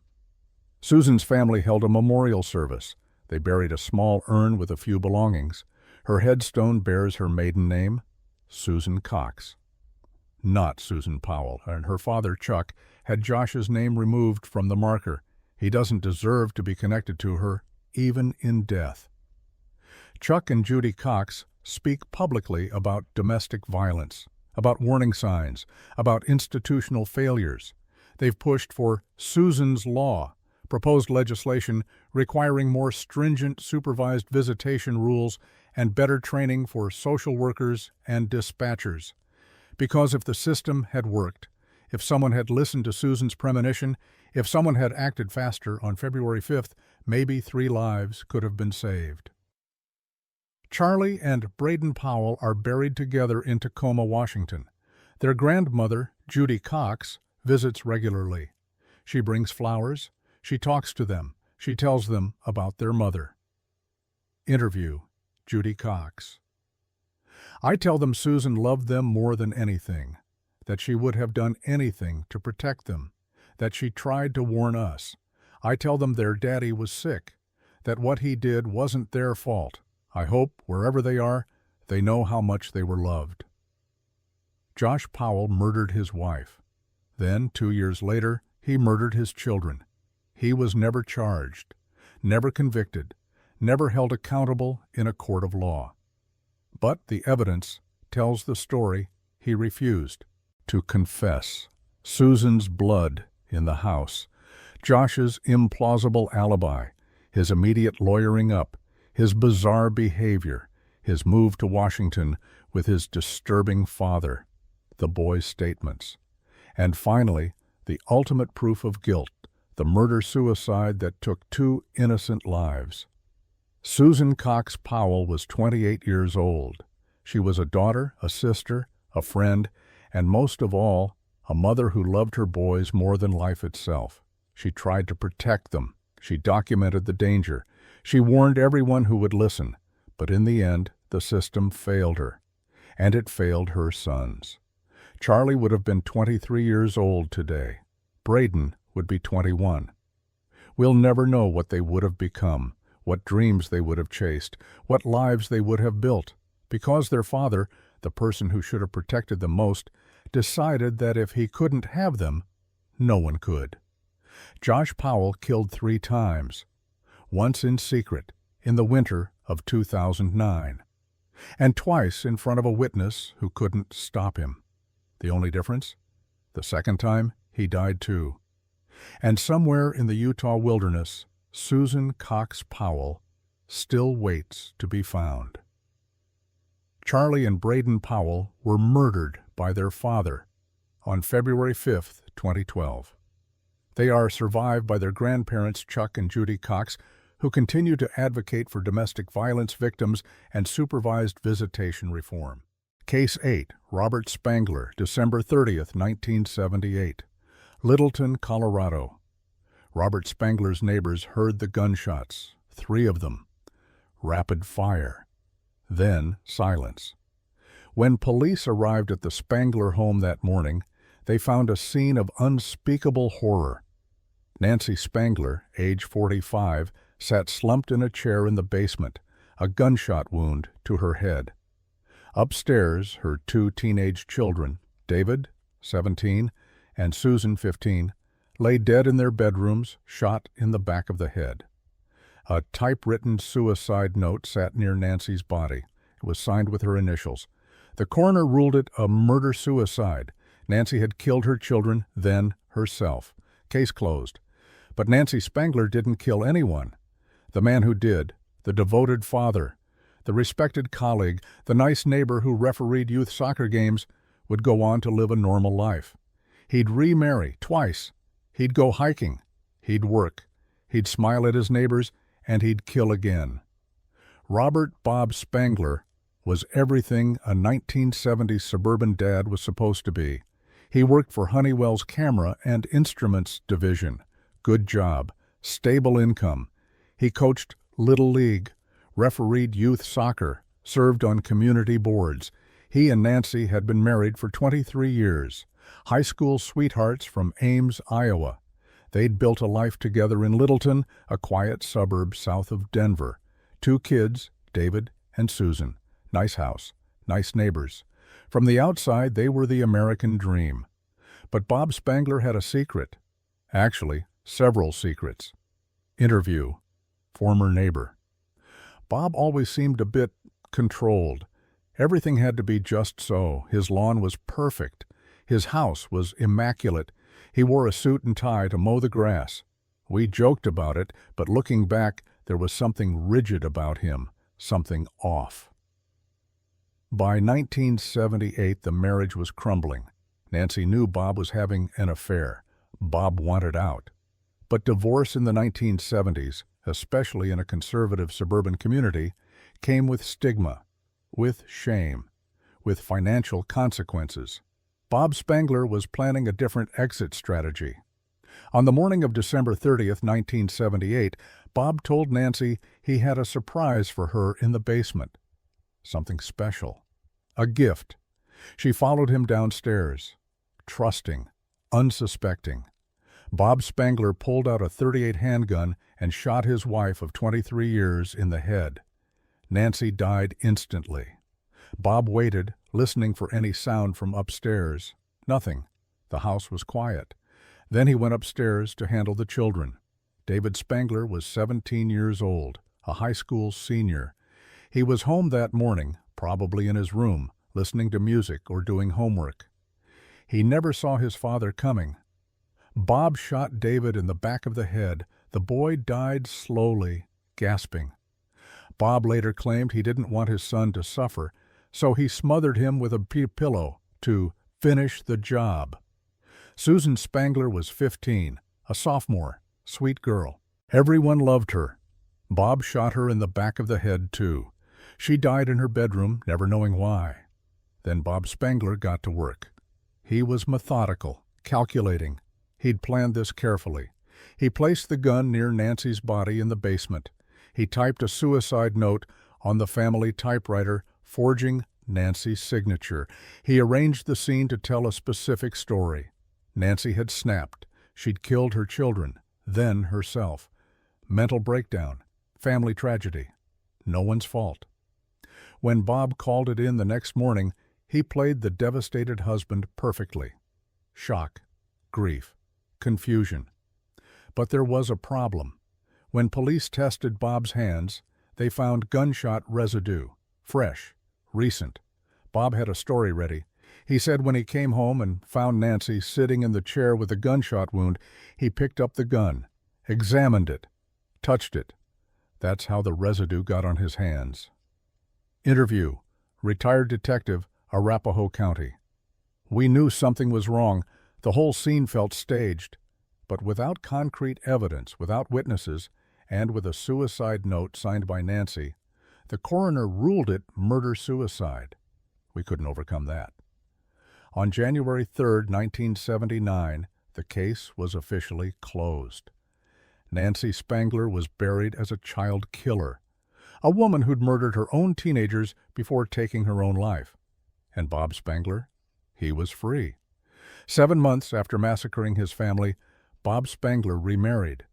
Her name was Sharon Cooper.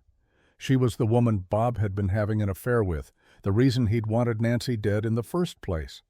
And Bob moved Sharon into the same house where he'd murdered his first family. The house where Nancy bled out in the basement, where David and Susan died in their bedrooms. Interview. Former friend of Sharon. Sharon knew about the affair, but I don't think she ever suspected Bob killed them. He told her Nancy was unstable, that the murder-suicide was tragic but not entirely surprising. Sharon believed him. Bob and Sharon shared a passion for hiking. They explored the Grand Canyon together.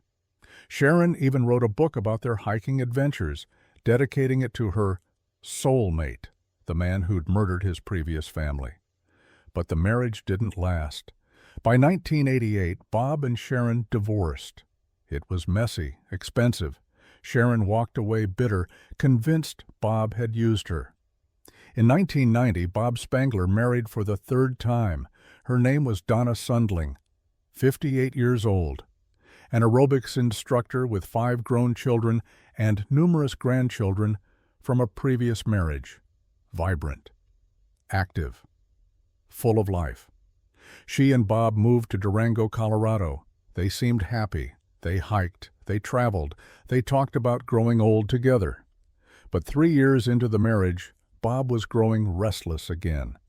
Donna was getting on his nerves. The relationship wasn't what he'd wanted. And Bob Spangler knew exactly how to solve that problem. April 11th, 1993, the Grand Canyon, Arizona. Bob and Donna Spangler stood at an overlook, taking in the breathtaking view. They'd been hiking all day. The sun was beginning to set, casting orange and red light across the canyon walls. Bob suggested they move closer to the edge. Get a better view. Maybe take some photos. Donna walked ahead, trusting, loving, unsuspecting. Bob looked around. No one nearby, no witnesses. He stepped up behind his wife, and he pushed. Donna Sundling Spangler fell 140 feet down the canyon wall. Her body tumbled, hit rocks, came to rest on a ledge far below. Bob Spangler walked back to the parking area and found park rangers. Something terrible happened. I turned to adjust my camera, and when I looked back, she was gone. She must have slipped. Oh God, she's gone. He played the devastated husband perfectly. Shock, tears, grief. Park rangers recovered Donna's body. The death was ruled accidental, tragic fall. Happened sometimes at the Grand Canyon. Bob collected Donna's life insurance money. He moved on with his life. For the next 7 years, Bob Spangler lived as a free man. He continued refereeing soccer games. He attended community events. He was the nice neighbor, the respected retiree.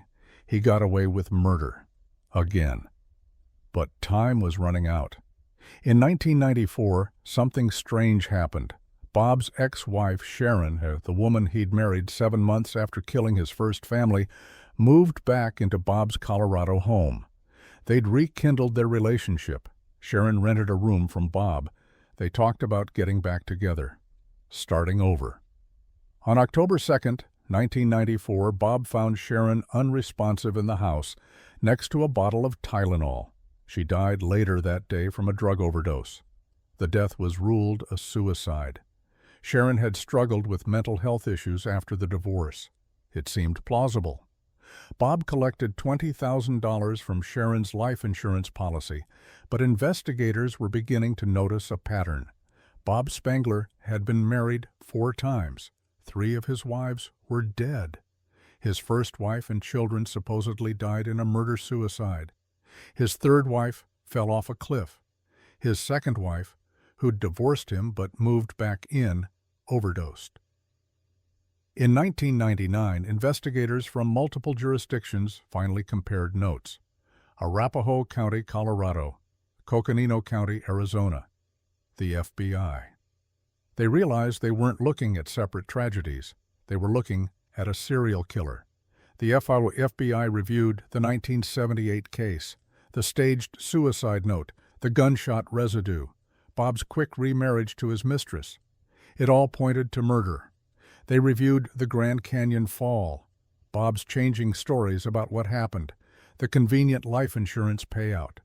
They reviewed Sharon's death, the timing, the suspicious circumstances, but they had a problem. No confessions, no witnesses, no physical evidence tying Bob definitively to any of the crimes. After 22 years, most evidence from the 1978 case had been destroyed. Then they got a break. In August 2000, Robert Spangler was diagnosed with terminal brain and lung cancer. Doctors gave him months to live. The FBI saw an opportunity. FBI agents and detectives knocked on Bob Spangler's door. He was frail now, dying. The cancer was eating away at his brain. They told him they were going to indict him for multiple murders. They laid out the evidence. They explained he'd be arrested, put on trial, possibly die in a jail cell. Or he could talk to them, tell his story, finally get credit for what he'd done. Bob Spangler surprised everyone. He invited them inside. He agreed to continue talking the next day. And then, contrary to all expectations, he called the FBI agent the next morning and asked to continue the interview. Over 2 days, Bob Spangler confessed to everything. He explained how he fell in love with another woman while married to Nancy, how he'd grown tired of family life, how divorce seemed too complicated, too expensive, too embarrassing. Bob's voice, from interview. Killing them was easier than divorce. I know how that sounds, but that's the truth. He described shooting Nancy in the basement, then going upstairs and executing his children. He admitted smothering David with a pillow when the boy didn't die fast enough. He described staging the scene, typing the suicide note, placing the gun. Then he confessed to pushing Donna off the Grand Canyon cliff. He said their marriage had gone sour. She was irritating him. He wanted to be free, so he pushed her. Interview, FBI agent, case investigator. He showed no remorse whatsoever. He was almost proud. He wanted recognition for how clever he'd been, how long he'd gotten away with it. Bob Spangler even sent the FBI a letter after his confession. In it, he argued he wasn't like other serial killers who target people for race or sexual orientation. He was different, special. I'm different. I think I'm interesting. He was seeking fame, recognition, a place in criminal history. The FBI and prosecutors had to make a difficult decision. Bob was dying. He had maybe months left. Was it worth the expense of extraditing him to Colorado, putting him on trial only to have him die before sentencing? They decided to prosecute him in federal court for Donna's murder, which occurred on federal land in the Grand Canyon. On March 20, 2001, Robert Spangler pleaded guilty to first-degree murder. He also admitted to killing Nancy, David, and Susan in 1978, though he wouldn't be prosecuted for those crimes due to his terminal condition. Robert Spangler is a man without remorse, without conscience, without honor. He methodically murdered 4 members of his own family simply because they inconvenienced him. He will spend what remains of his life in federal prison. Bob was sentenced to life imprisonment without parole. He was sent to the Federal Medical Center in Springfield, Missouri. 6 months later, on August 5, 2001, Robert Spangler died of cancer in his prison cell. He was 68 years old. He'd spent less than half a year behind bars for 4 murders. Nancy Spangler was 45 years old, a wife of 23 years, a mother. She spent over 2 decades buried under the lie that she'd murdered her own children. It wasn't until 2001, 22 years after her death, that her name was cleared, that the world knew the truth. David Spangler was 17, a high school senior with his whole life ahead of him. He never got to graduate, never got to go to college, never got to fall in love. Susan Spangler was 15, a sophomore, sweet, kind, beloved by everyone who knew her. She died in her bedroom, shot in the back of the head by her father. Interview, Nancy's brother, David Fitch. For 22 years, Nancy was remembered as a murderer, as someone who killed her own children. Our family had to live with that shame, that stigma. Even though we always knew something was wrong, we couldn't prove it. Bob destroyed Nancy twice. First, he took her life. Then he destroyed her reputation. Donna Sundling Spangler was 58, a vibrant, active woman with 5 children and numerous grandchildren who loved her. They thought she'd died in a tragic accident. The truth, that her husband pushed her off a cliff for life insurance money, devastated them. Donna's family placed a memorial at the Grand Canyon. They visit it still, leaving flowers, remembering the woman Bob Spangler threw away like garbage. Here's what haunts people most about Robert Spangler. He was normal. He wasn't a monster lurking in shadows. He wasn't obviously dangerous. He was the neighbor who waved hello, the coach who encouraged your kids, the colleague who made small talk at the office. For 22 years, Bob Spangler lived among us. He refereed games where children played. He attended community meetings. He dated. He remarried. He hiked, he smiled, and no one knew he'd murdered 4 people.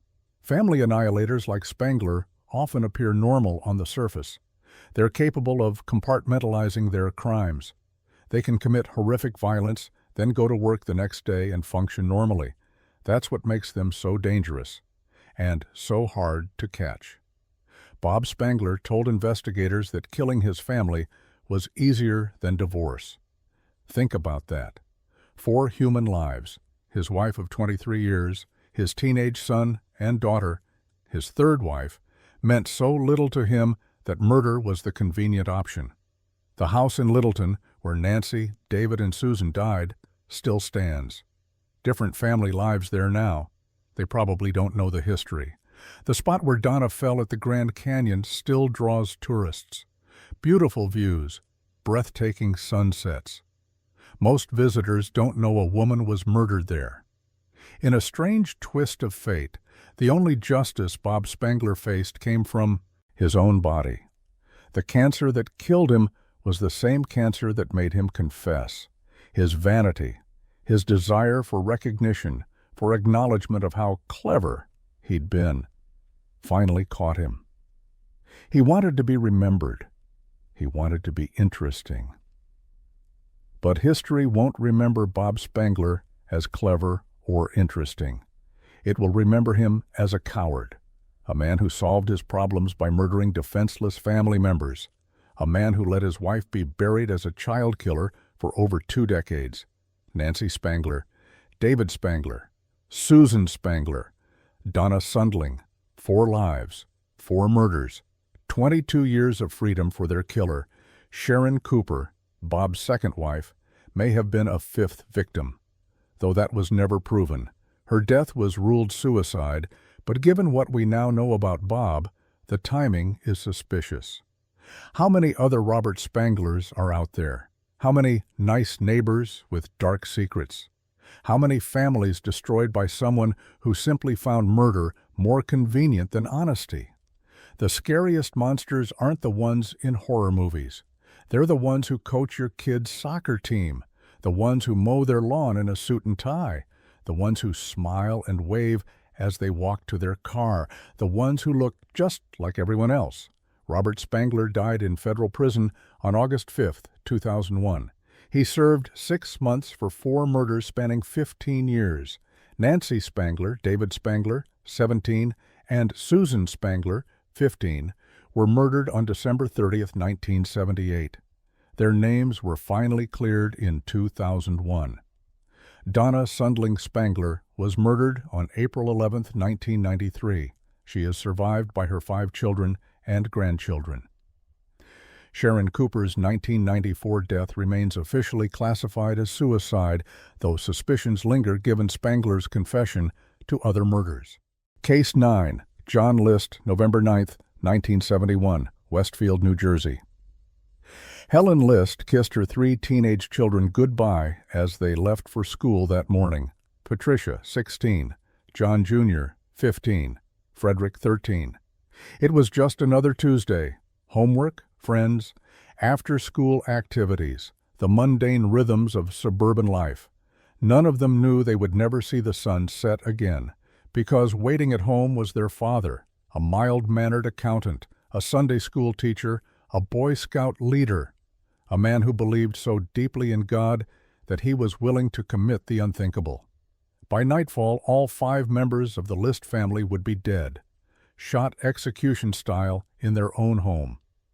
And John Emil List, the devoted father, the pillar of the church, would vanish without a trace for 18 years. John Emil List was born in 1925 in Bay City, Michigan, the only child of strict German-American Lutheran parents. His mother, Alma, was domineering, deeply religious, and fiercely protective. His father instilled rigid beliefs about duty, family, and faith. John grew up isolated. No friends, no social life, just Bible study with his mother and the suffocating expectation that he would be perfect. He served in World War II, came home, got an accounting degree, did everything by the book. In 1951, John married Helen Morris Taylor, a widow with a daughter. They moved to a small apartment in Michigan, then Rochester, New York. John worked as an accountant for Xerox. Reliable, steady, boring. Helen and John had 3 children together, Patricia, John Jr., and Frederick. From the outside, they were the model American family of the 1960s. But inside the List household, something was wrong. Interview. Former neighbor, Westfield. John was rigid. Everything had to be perfect. He mowed his lawn wearing a suit and tie. He never smiled, never relaxed. The kids were terrified of disappointing him. Helen seemed exhausted all the time. John was a devout Lutheran, not just devout, fanatical. He taught Sunday school. He led Boy Scout troops. He quoted Scripture constantly. His faith wasn't about love or grace. It was about rules, obedience, control, and punishment. In 1965, John took a job as vice president and comptroller of a bank in Jersey City. With his new salary, he bought his dream home, Breeze Knoll, a massive 19-room Victorian mansion at 431 Hillside Avenue in Westfield, New Jersey. It was grandiose, excessive, far beyond what the family needed. But for John, it represented something: success, status, the appearance of control. The mansion featured a 3-story ballroom with a stunning stained glass skylight, rumored to be a signed Tiffany original, worth over $100,000 even then. John moved Helen, the children, and his elderly mother, Alma, into Breeze Knoll. Alma lived on the 3rd floor in a converted apartment. She was 84 years old, still controlling, still domineering. For a few years, they lived the illusion of upper-class suburban success. But John List had a problem. Actually, several problems. John List was drowning in debt. The mansion was expensive, too expensive. The mortgage was crushing him. The utilities alone were astronomical. Helen needed medical care. She had tertiary syphilis from her first marriage, a condition requiring ongoing treatment. Then, in 1971, John lost his job at the bank. He didn't tell anyone. Every morning, John List put on his suit and tie, kissed his family goodbye, and drove to the train station. He'd sit there all day reading the newspaper, pretending to commute to work. He was secretly draining his mother's bank accounts, stealing from Alma to pay the mortgage. But it wasn't enough. The bills kept piling up. The mortgage was months behind. Interview. Clinical psychologist. For John List, failure was unacceptable. In his rigid worldview, a man provided for his family. A man was in control. A man didn't go on welfare. Admitting he'd lost his job would mean admitting he'd failed as a patriarch. That was psychologically impossible for him. But there was something deeper, something darker. John believed his family was straying from God. Patricia, his 16-year-old daughter, was interested in drama. She wanted to be an actress. To John, this was sinful. Exposing herself, seeking worldly attention. Helen had stopped attending church regularly. She was tired, sick, dealing with her medical condition. The boys were becoming typical teenagers, questioning authority, wanting independence. In John's rigid fundamentalist mind, his family was damned. They were slipping away from salvation, away from heaven. And John List made a decision, a horrifying, unthinkable decision. If he couldn't save his family's souls in life, he would send them to heaven in death. Better they die now as believers, as baptized Christians, than live to stray further from God and risk eternal damnation. John planned meticulously. He thought about it for weeks, maybe months. He decided he would kill his entire family. Then he would disappear, start over somewhere else. Why couldn't he just kill himself too? Because suicide was a sin, an unforgivable sin that would condemn him to hell. I can murder my family to save their souls, but I cannot commit suicide to end my own suffering, because that would damn me to hell. In John List's delusional mind, this made perfect sense. The morning of November 9th started like any other. The children got ready for school. Helen made breakfast. John sat at the table, eating in silence, watching his family go about their routines. He knew what he was going to do. He'd made his decision. God had told him it was the only way. Patricia, John Jr., and Frederick caught the bus to school. They waved goodbye. Normal Tuesday. John waited until they were gone. Then he walked to the garage and retrieved 2 handguns, his 9mm Steyr 1912 semi-automatic and his father's old .22 caliber Colt revolver. Helen was in the kitchen preparing lunch. She had her back turned. John List walked up behind his wife of 20 years, the mother of his children, and he shot her in the back of the head. Helen died instantly. Her body fell to the floor. John dragged her body into the ballroom. He laid her on a sleeping bag, arranged her carefully. Then he went upstairs to deal with his mother. 84-year-old Alma List lived on the 3rd floor. She was probably reading or praying or resting. John climbed the stairs, opened her door. He shot his mother above her left eye. Alma List died in her apartment. John dragged her body downstairs to the ballroom and placed her next to Helen. Now John List waited. His children would be home soon. He positioned himself near the front door, guns loaded, ready. Patricia arrived home first, 16 years old. Excited about the school play she was rehearsing for, she opened the front door. John shot his daughter in the back of the head. Patricia died instantly. John dragged her to the ballroom and laid her next to her mother and grandmother. 13-year-old Frederick arrived next. John shot him in the back of the head as he entered. 3 down, 2 to go. 15-year-old John Jr. was the last to arrive home. He was smart, athletic. He had plans to go to college, but John Jr. was also the oldest boy, the most aware. As he entered the house, he sensed something was wrong. He turned. He saw his father holding a gun. He ran. John Jr. didn't make it far. His father shot him, but the boy didn't die immediately.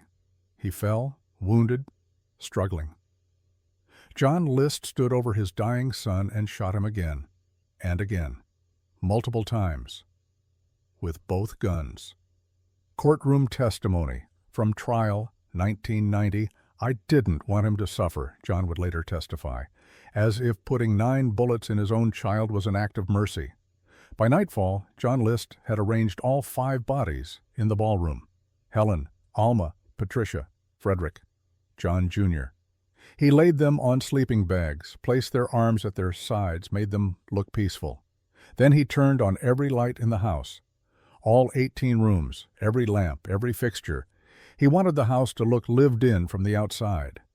John sat down and wrote a confession letter, 5 pages addressed to his pastor. I know that what I have done is wrong, and I will have to face God's judgment, but I could not let them continue down paths that would lead them away from salvation. Helen was losing her faith. Patricia was interested in worldly things. The boys were becoming disobedient. I pray that God will forgive me, and that someday in heaven we will all be reunited. He explained that he'd considered welfare but couldn't accept the humiliation. He'd considered bankruptcy but couldn't face the shame. Murder, apparently, was easier. John canceled newspaper delivery, canceled milk delivery, stopped the mail. He wanted to delay discovery of the bodies as long as possible. He called the children's schools and told them the family was going away to North Carolina to care for a sick relative. They'd be gone for a few weeks. Then John List drove to JFK Airport in New York and left the family car in long-term parking. A false trail. Police would think he'd flown somewhere. Instead, John took a train, first to Michigan, then to Colorado. He stopped in Denver and assumed a new identity, Robert Peter Clark, a new name, a new life, a clean slate. And John Emil List, Sunday school teacher, family annihilator, disappeared. For nearly a month, the List mansion sat silent, every light on, every room illuminated, day and night. Neighbors thought it was strange, but the Lists were private people. Maybe they were away for the holidays. As November became December, neighbors noticed mail piling up despite the stop request. They noticed the lights never turned off. Eventually, concerned neighbors called the police. On December 7, 1971, nearly a month after the murders, police entered Breeze Knoll through an unlocked basement window. What they found in the ballroom made even seasoned officers sick. 5 decomposed bodies, mother, grandmother, 3 children, all shot, arranged like they were sleeping. The case exploded across national news. Westfield, New Jersey, a quiet suburb with virtually no violent crime, was now the site of one of the most notorious family annihilations in American history. Police found John's confession letter. They knew who had done it, but John List had vanished. The FBI launched a massive manhunt. They investigated hundreds of leads, interviewed everyone who knew the family, but John had destroyed all recent photos of himself. The only images police had were years old, grainy, nearly useless. Breeze Knoll sat empty for months. A crime scene, a haunted house. Children refused to walk past it. Then, in August 1972, 9 months after the murders, Breeze Knoll burned to the ground. The fire was ruled arson, but no suspects were ever found. The Tiffany skylight, worth $100,000 or more, was destroyed. Some people thought it was teenagers. Others whispered about ghosts, about the house rejecting what had happened within its walls. A new house was eventually built on the property, but the memory remained. For 18 years, John List lived as Robert Clark. He moved to Denver, then eventually to Richmond, Virginia. He got a job as an accountant. He was quiet, reliable, forgettable. He joined a Lutheran church. He taught Sunday school again. In 1985, Robert Clark married a woman named Dolores Miller. She knew him as a widower whose first wife had died of cancer. A kind man, a faithful Christian. She had no idea she was sleeping next to a mass murderer. Bob Clark was the perfect neighbor, polite, quiet. He kept his lawn immaculate. He went to work. He attended church. No one suspected. Interview, Dolores Miller, years later. I loved Bob. He was gentle, kind. He took care of me. When I found out the truth, but I couldn't believe it. He was living a complete lie. Meanwhile, in New Jersey, the List case had gone cold. Detectives aged, retired. The trail was dead until 1989. In February 1989, the television show America's Most Wanted decided to feature the List case. It was nearly 18 years old, but the producer thought it deserved attention. The problem? No good photos of John List existed. Nothing recent. Nothing useful. The show hired forensic sculptor Frank Bender to create a bust showing what John List might look like after 18 years of aging. Bender used age progression techniques, photos of List's parents to predict genetic aging patterns, and his own artistic intuition. He added something else, glasses with thick frames. Bender had a hunch that List would be wearing prominent glasses, trying to change his appearance. On May 21, 1989, America's Most Wanted aired the List episode. Host John Walsh walked viewers through the crime, the financial troubles, the religious fanaticism, the methodical execution of an entire family. Then they showed Frank Bender's bust. Within hours, calls started flooding in. One caller was a woman in Richmond, Virginia. Her friend's neighbor looked exactly like that bust. Same face, same thick glasses, same rigid demeanor. His name was Robert Clark. On June 1, 1989, FBI agents surrounded a small house in Midlothian, Virginia. They knocked on the door. Robert Peter Clark answered. It was him. The resemblance to Bender's sculpture was uncanny. After 18 years on the run, John Emil List was finally caught. John List was extradited to New Jersey. He was charged with 5 counts of first-degree murder. His trial began in April 1990. The prosecution laid out the evidence: the confession letter, the meticulous planning, the execution-style killings. They argued John List was a cold, calculating killer who murdered his family to escape his responsibilities. The defense brought in psychiatrists who diagnosed List with obsessive-compulsive personality disorder. They argued he'd had a mental break, that he genuinely believed he was saving his family's souls. Psychiatric testimony.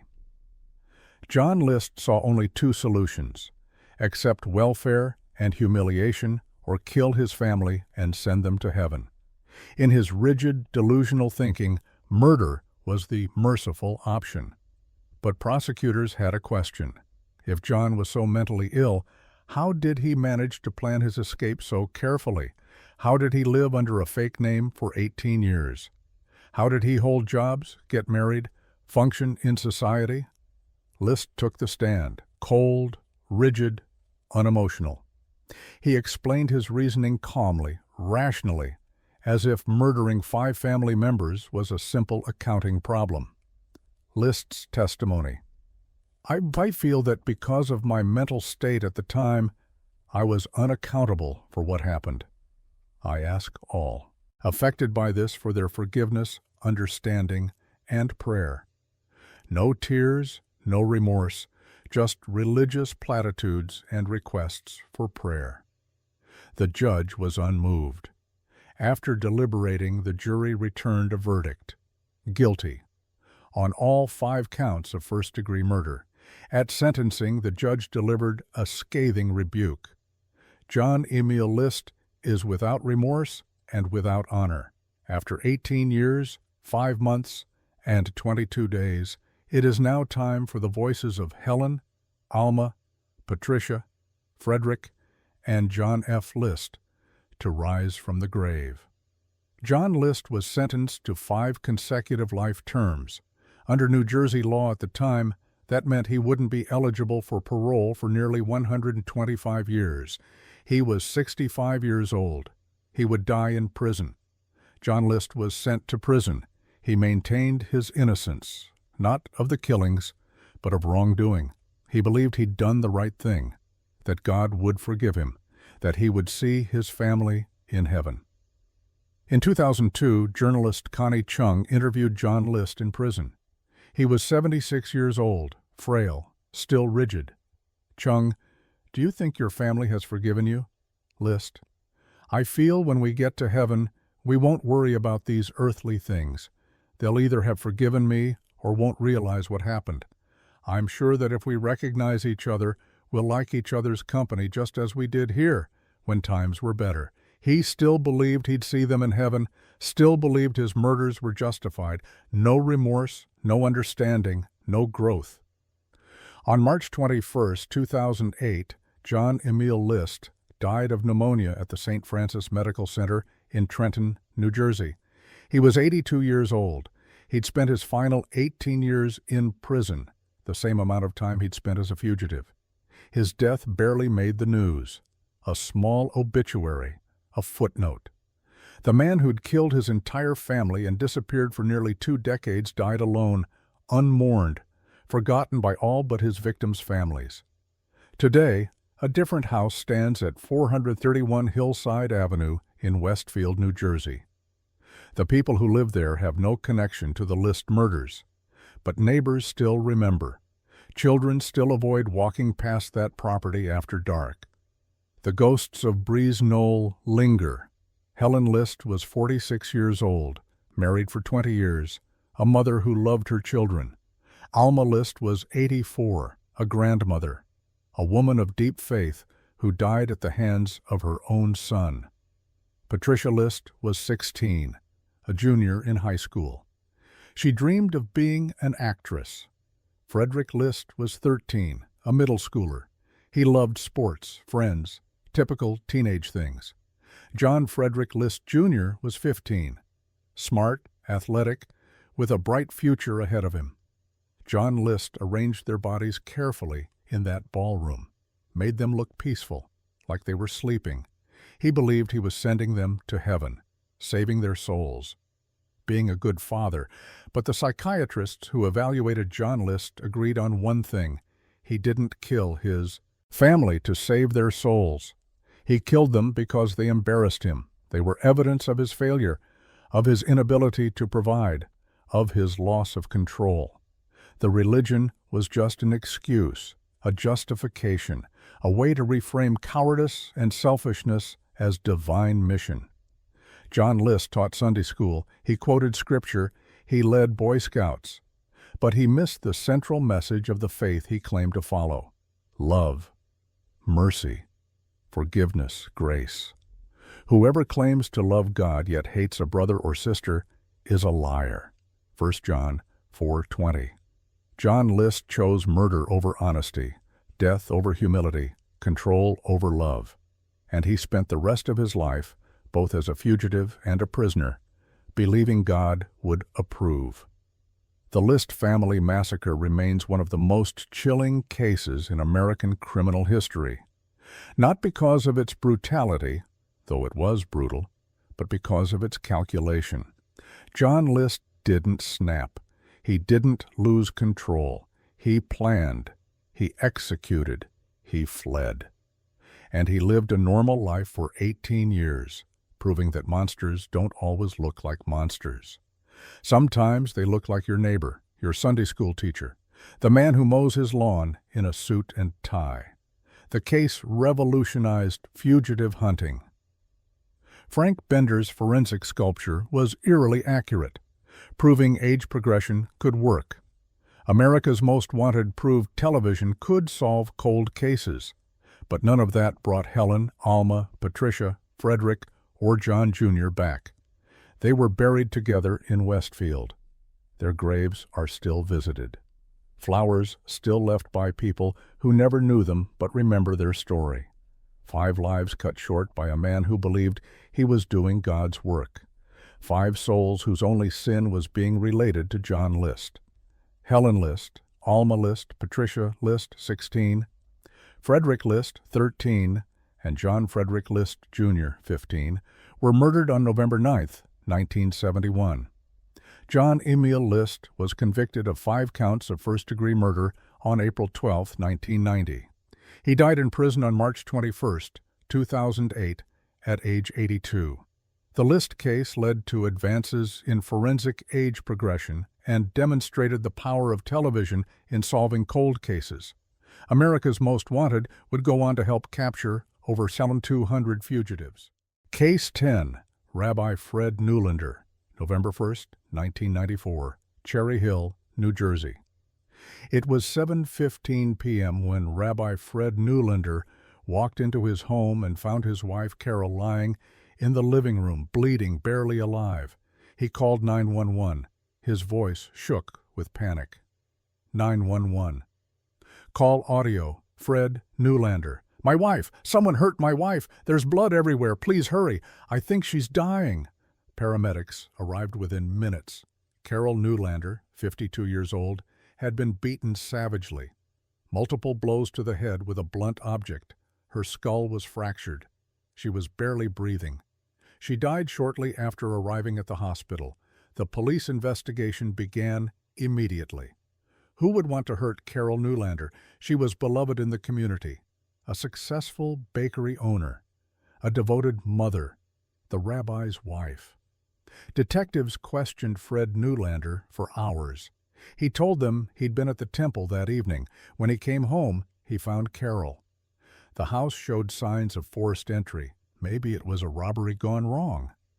The community rallied around their grieving rabbi. Over 1,000 people attended Carol's funeral. They wept with Fred. They prayed with him. They trusted him. They had no idea he'd paid to have her killed. In 1974, Fred J. Neulander founded Makor Shalom Reform Temple in Cherry Hill, New Jersey. He was charismatic, brilliant, progressive, the kind of rabbi who could make ancient texts feel relevant, who could comfort the grieving and inspire the faithful. Within a few years, Makor Shalom grew from a handful of families to over 900 congregants. It became one of the largest Reformed temples in New Jersey. And Fred Newlander became a beloved community leader. He performed weddings. He officiated funerals. He counseled couples through crises. He taught bar and bat mitzvahs. He was there for births, deaths, marriages, divorces. People trusted him with their deepest secrets, their fears, their faith. Rabbi Fred was magnetic. When he spoke, you listened. He made you feel seen, understood. He had this way of making you believe everything would be okay. We all loved him. Fred and Carol had been married for 29 years. They had 3 children, Matthew, Benjamin, and Rebecca. From the outside, they were the model rabbinical family. Carol ran Classic Cake, a successful bakery in Cherry Hill. She was warm, generous, beloved by customers. While Fred tended to spiritual needs, Carol fed bodies and souls with her baking. They seemed happy, devoted, partners in faith and life. But Fred Newlander had secrets, dark secrets, secrets that would destroy lives and shatter a community's faith. In the early 1990s, Fred Newlander met Elaine Sonsini. She was a radio host on WPEN-FM, a local Philadelphia station, married, attractive, sophisticated. They began an affair. Fred would tell Carol he had late meetings at the temple, counseling sessions, community events. Instead, he was meeting Elaine, hotels, her apartment, anywhere. They wouldn't be seen. But Elaine wasn't the only one. Investigators would later discover Fred Newlander had affairs with multiple women. Some were congregants, some were employees at the temple, some were women he met through his work. Interview: Prosecutor Jeffrey Zucker. Fred Newlander used his position, his authority as a religious leader, to seduce vulnerable women. They trusted him. They looked up to him. And he exploited that trust for his own gratification. By 1994, Fred's affair with Elaine Sonsini had become serious. He was falling in love with her. He told her his marriage to Carol was loveless, that he wanted out, that he dreamed of a future with her. Fred even told Elaine he'd been having disturbing dreams about violence happening to Carol, about her being hurt. He claimed these dreams troubled him. Looking back, those dreams sound like planning. By summer 1994, Fred was actively discussing divorce with Carol. She didn't want it. She loved him. She wanted to save the marriage. But divorce would cost Fred everything: half his assets, the house, his reputation in the community, his position at the temple. Carol could expose his affairs. She could destroy him. Fred Newlander decided there was another option. Len Genoff was a private investigator in the Philadelphia area. Sort of. He was also a con man, an addict. A man who lived on the fringes of society, always looking for the next score. He'd done some work for Fred Newlander in the past. Background checks, small investigative jobs. He knew the rabbi. The rabbi trusted him. In the summer of 1994, Fred approached Len with an unusual request. He wanted his wife killed. Made to look like a robbery, an accident, something no one would connect to him. Len Genoff agreed. The price, $30,000. Plus, Fred would keep supplying him with prescription drugs and alcohol. Over the following months, Fred and Len planned Carol's murder. They discussed methods, timing, how to stage the scene. Fred would establish an alibi. He'd be at the temple, visible, around people. Len would break into the house, make it look like a robbery, kill Carol, then disappear.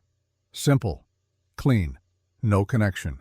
On the evening of November 1st, Fred left home around 6:30 p.m. He told Carol he had to go to the temple for a meeting. Carol stayed home. She was baking, preparing for an event. She had no idea what was coming. Around 7 o'clock p.m., Len Genoff approached the Newlander home. He wasn't alone. He'd brought Paul Michael Daniels, a former wrestler and nightclub bouncer, as backup. They'd been promised $30,000, drugs, alcohol. All they had to do was kill a woman. They entered through the back. The plan was to stage a robbery, take some items, make it look random. But when they encountered Carol in the living room, everything became brutal. Len Genoff had a lead pipe, 3 feet long, heavy, deadly. Carol Newlander, 52 years old, wife and mother, never had a chance. Len struck Carol repeatedly in the head. The blows fractured her skull. Blood sprayed across the living room. Carol collapsed, her brain hemorrhaging. She was still breathing when they left, barely, dying. At 7:15 p.m., exactly when planned, Fred Newlander returned home. He discovered his wife. He called 911. He played the devastated husband perfectly. Paramedics worked frantically to save Carol, but the injuries were too severe.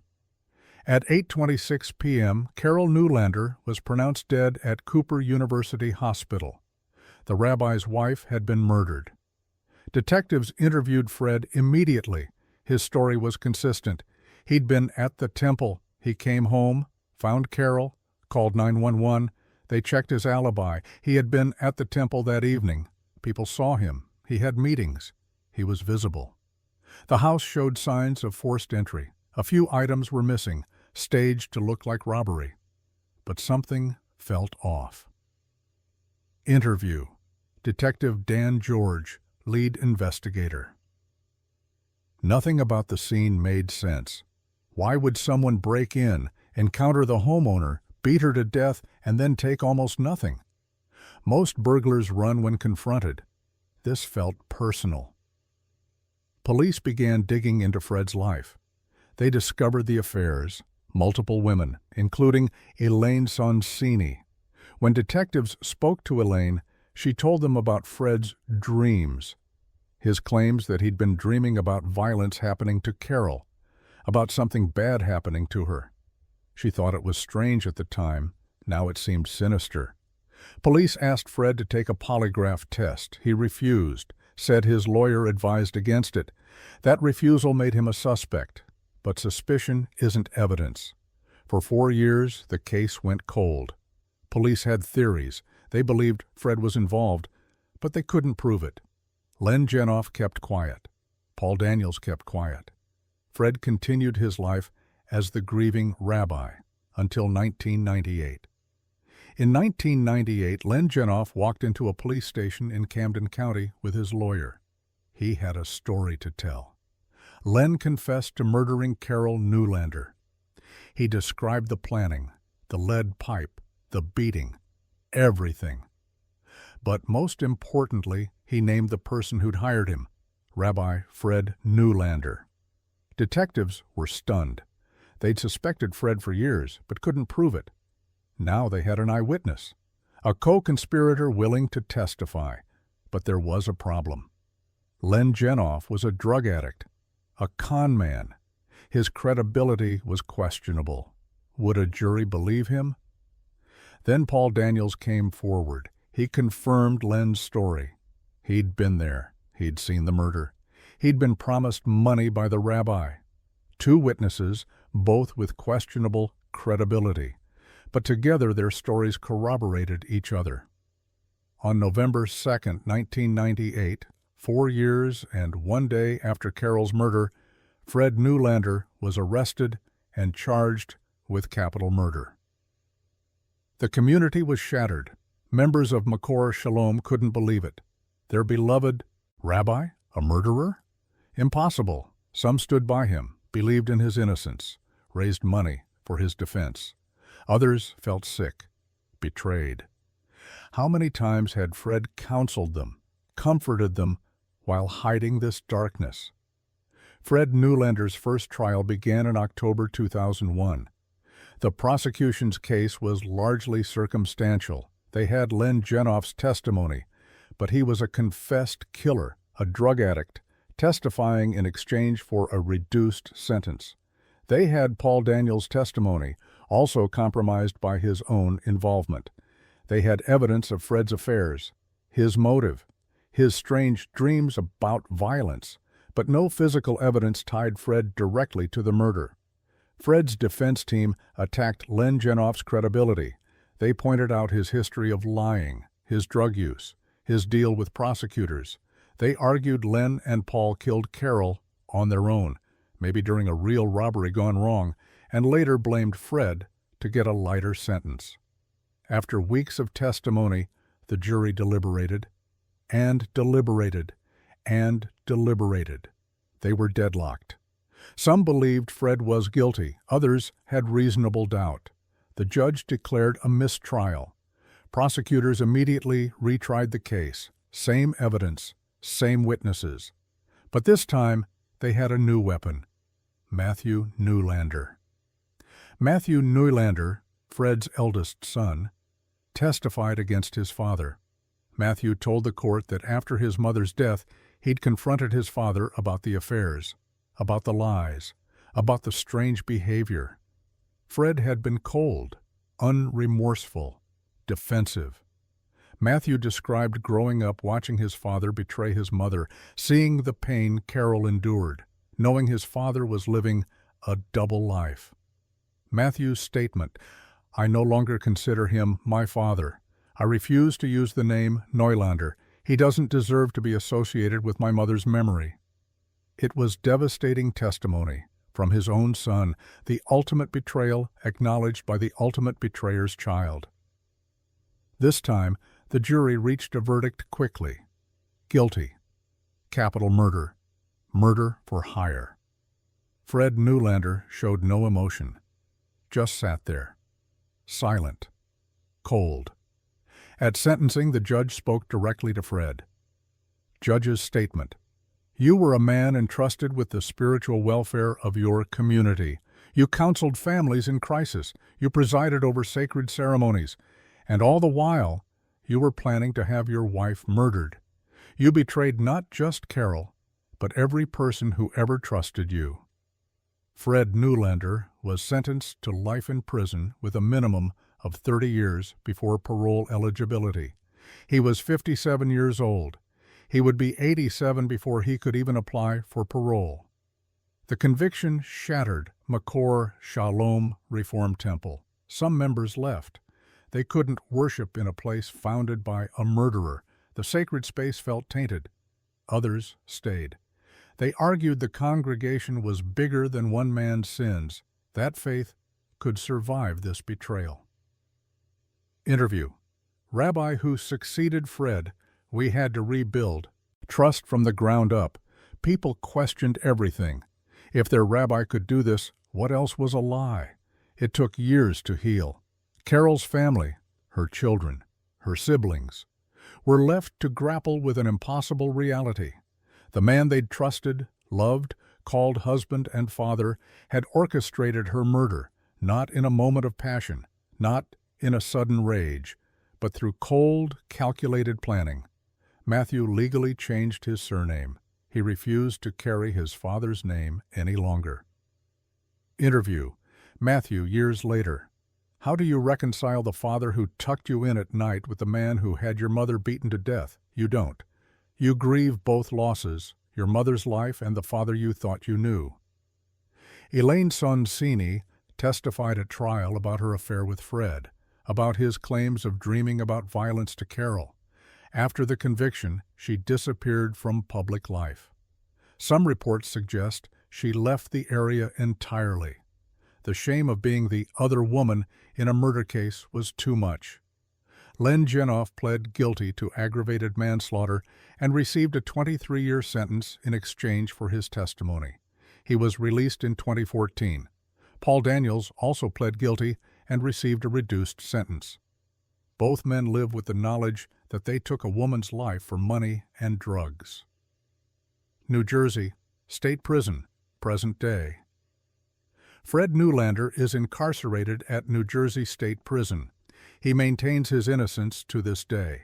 In prison interviews, he's claimed he was framed, that Len Genoff lied, that the affairs, while wrong, Don't make him a murderer. In letters to supporters, Fred has written about his faith, about forgiveness, about how God knows the truth. The irony is stunning. A man who broke the fifth commandment, "Thou shalt not kill," now seeks spiritual comfort. Fred became eligible for parole in 2025. At age 82, he applied. Carol's family appeared at the hearing.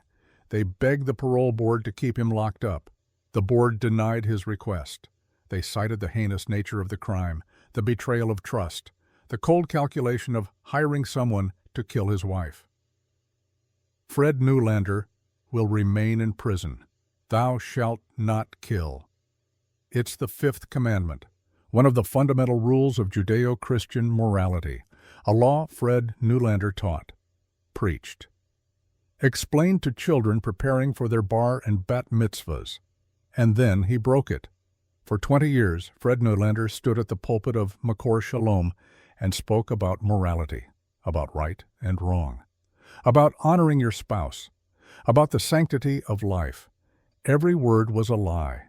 Interview: expert on clergy abuse. When religious leaders betray their communities, the damage goes beyond the immediate victims. People lose faith, not just in that leader, but in the institution itself, in God, in their own judgment. Fred Neulander didn't just kill his wife, he killed the faith of hundreds of people who trusted him.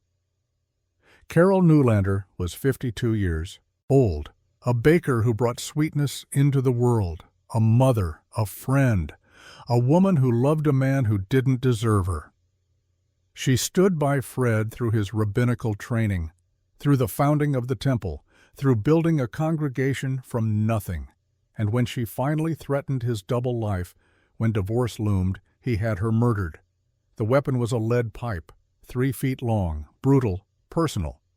Fred didn't pull the trigger or swing the pipe himself, but he paid for it, planned it, orchestrated it. That's not passion. That's not temporary insanity. That's cold-blooded murder. Thou shalt not commit adultery. 7th commandment. Fred broke this repeatedly. Thou shalt not covet. 10th commandment. Fred coveted a new life, a new woman, freedom from Carol. Thou shalt not bear false witness. 9th commandment. Fred lied to police, to his congregation, to his own children. And at the center of it all, thou shalt not kill. Makor Shalom Reform Temple still exists today. It has a new rabbi, new leadership. The congregation has worked hard to rebuild trust and faith. But Fred Neulander's shadow lingers. When people discuss cases of clergy abuse, his name comes up. He's become a cautionary tale. Matthew Neulander has spoken occasionally about his experience, about losing both parents, one to murder, one to evil. Matthew's words: "My father preached about love, forgiveness, and morality. He performed weddings where he told couples to honor each other. He performed my mother's funeral knowing he'd had her killed. What kind of person does that? The answer is a sociopath, a narcissist, a man so consumed with his own desires that other people became disposable. Fred Neulander didn't see Carol as a person. He saw her as an obstacle. When she wouldn't get out of the way, he removed her. Carol Neulander is buried in a Jewish cemetery in New Jersey. Her headstone bears a simple inscription: beloved mother, daughter, sister, friend. It doesn't say wife. Her children couldn't bear to connect her to Fred even in death. In Jewish tradition, the Yahrzeit candle burns on the anniversary of a loved one's death. Every November 1st, Carol's children light a candle for their mother. And every November 1st, Fred Neulander sits in a prison cell claiming he's innocent. When the person leading your spiritual community turns out to be a monster, where do you turn? When the man who blessed your marriage orchestrated a murder, what do you believe? When the rabbi who taught your children about right and wrong hired hitmen to beat his wife to death, who do you trust? The true victims of Fred Neulander's crime aren't just Carol and her family. They're the hundreds of congregants who believed in him, who trusted him with their souls. Some never returned to synagogue. Their faith shattered beyond repair. Others found new communities, new rabbis, new ways to believe. A few stayed at Makor Shalom, determined to prove that one man's evil couldn't destroy something sacred. What should we learn from Fred Newlander? That titles don't equal morality, that authority doesn't equal virtue, that the clothes don't make the man, or the rabbi, or the priest, or the pastor, that anyone, no matter how respected, how beloved, how seemingly righteous, is capable of evil if they place their own desires above human life. Fred Newlander was supposed to be a moral leader, a spiritual guide, a man who brought people closer to God. Instead, he became a cautionary tale about the danger of blind trust, about the importance of questioning authority, about the reality that evil doesn't always announce itself. Sometimes it hides behind a pulpit. Sometimes it wears a prayer shawl. Sometimes it quotes scripture while planning murder.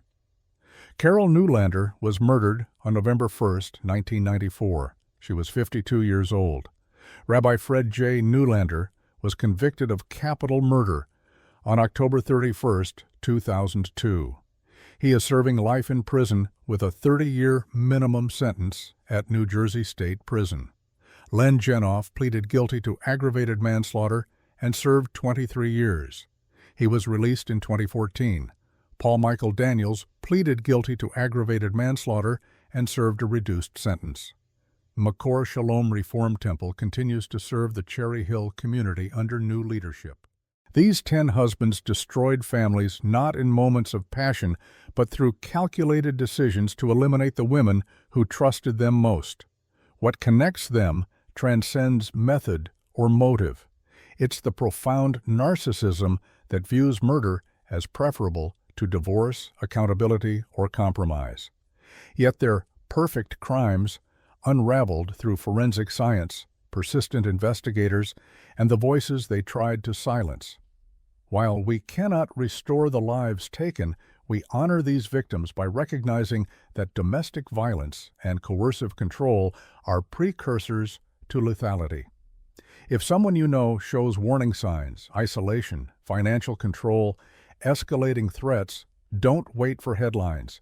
Every case here began with smaller abuses that went unaddressed. Justice may take years, but it finds those who believe themselves untouchable. Which of these cases shocked you most? And what warning signs do you think should never be ignored? Share your thoughts in the comments below, and if you know someone in an unsafe relationship, please reach out. Don't forget to subscribe for more deep dives into true crime cases that changed American justice.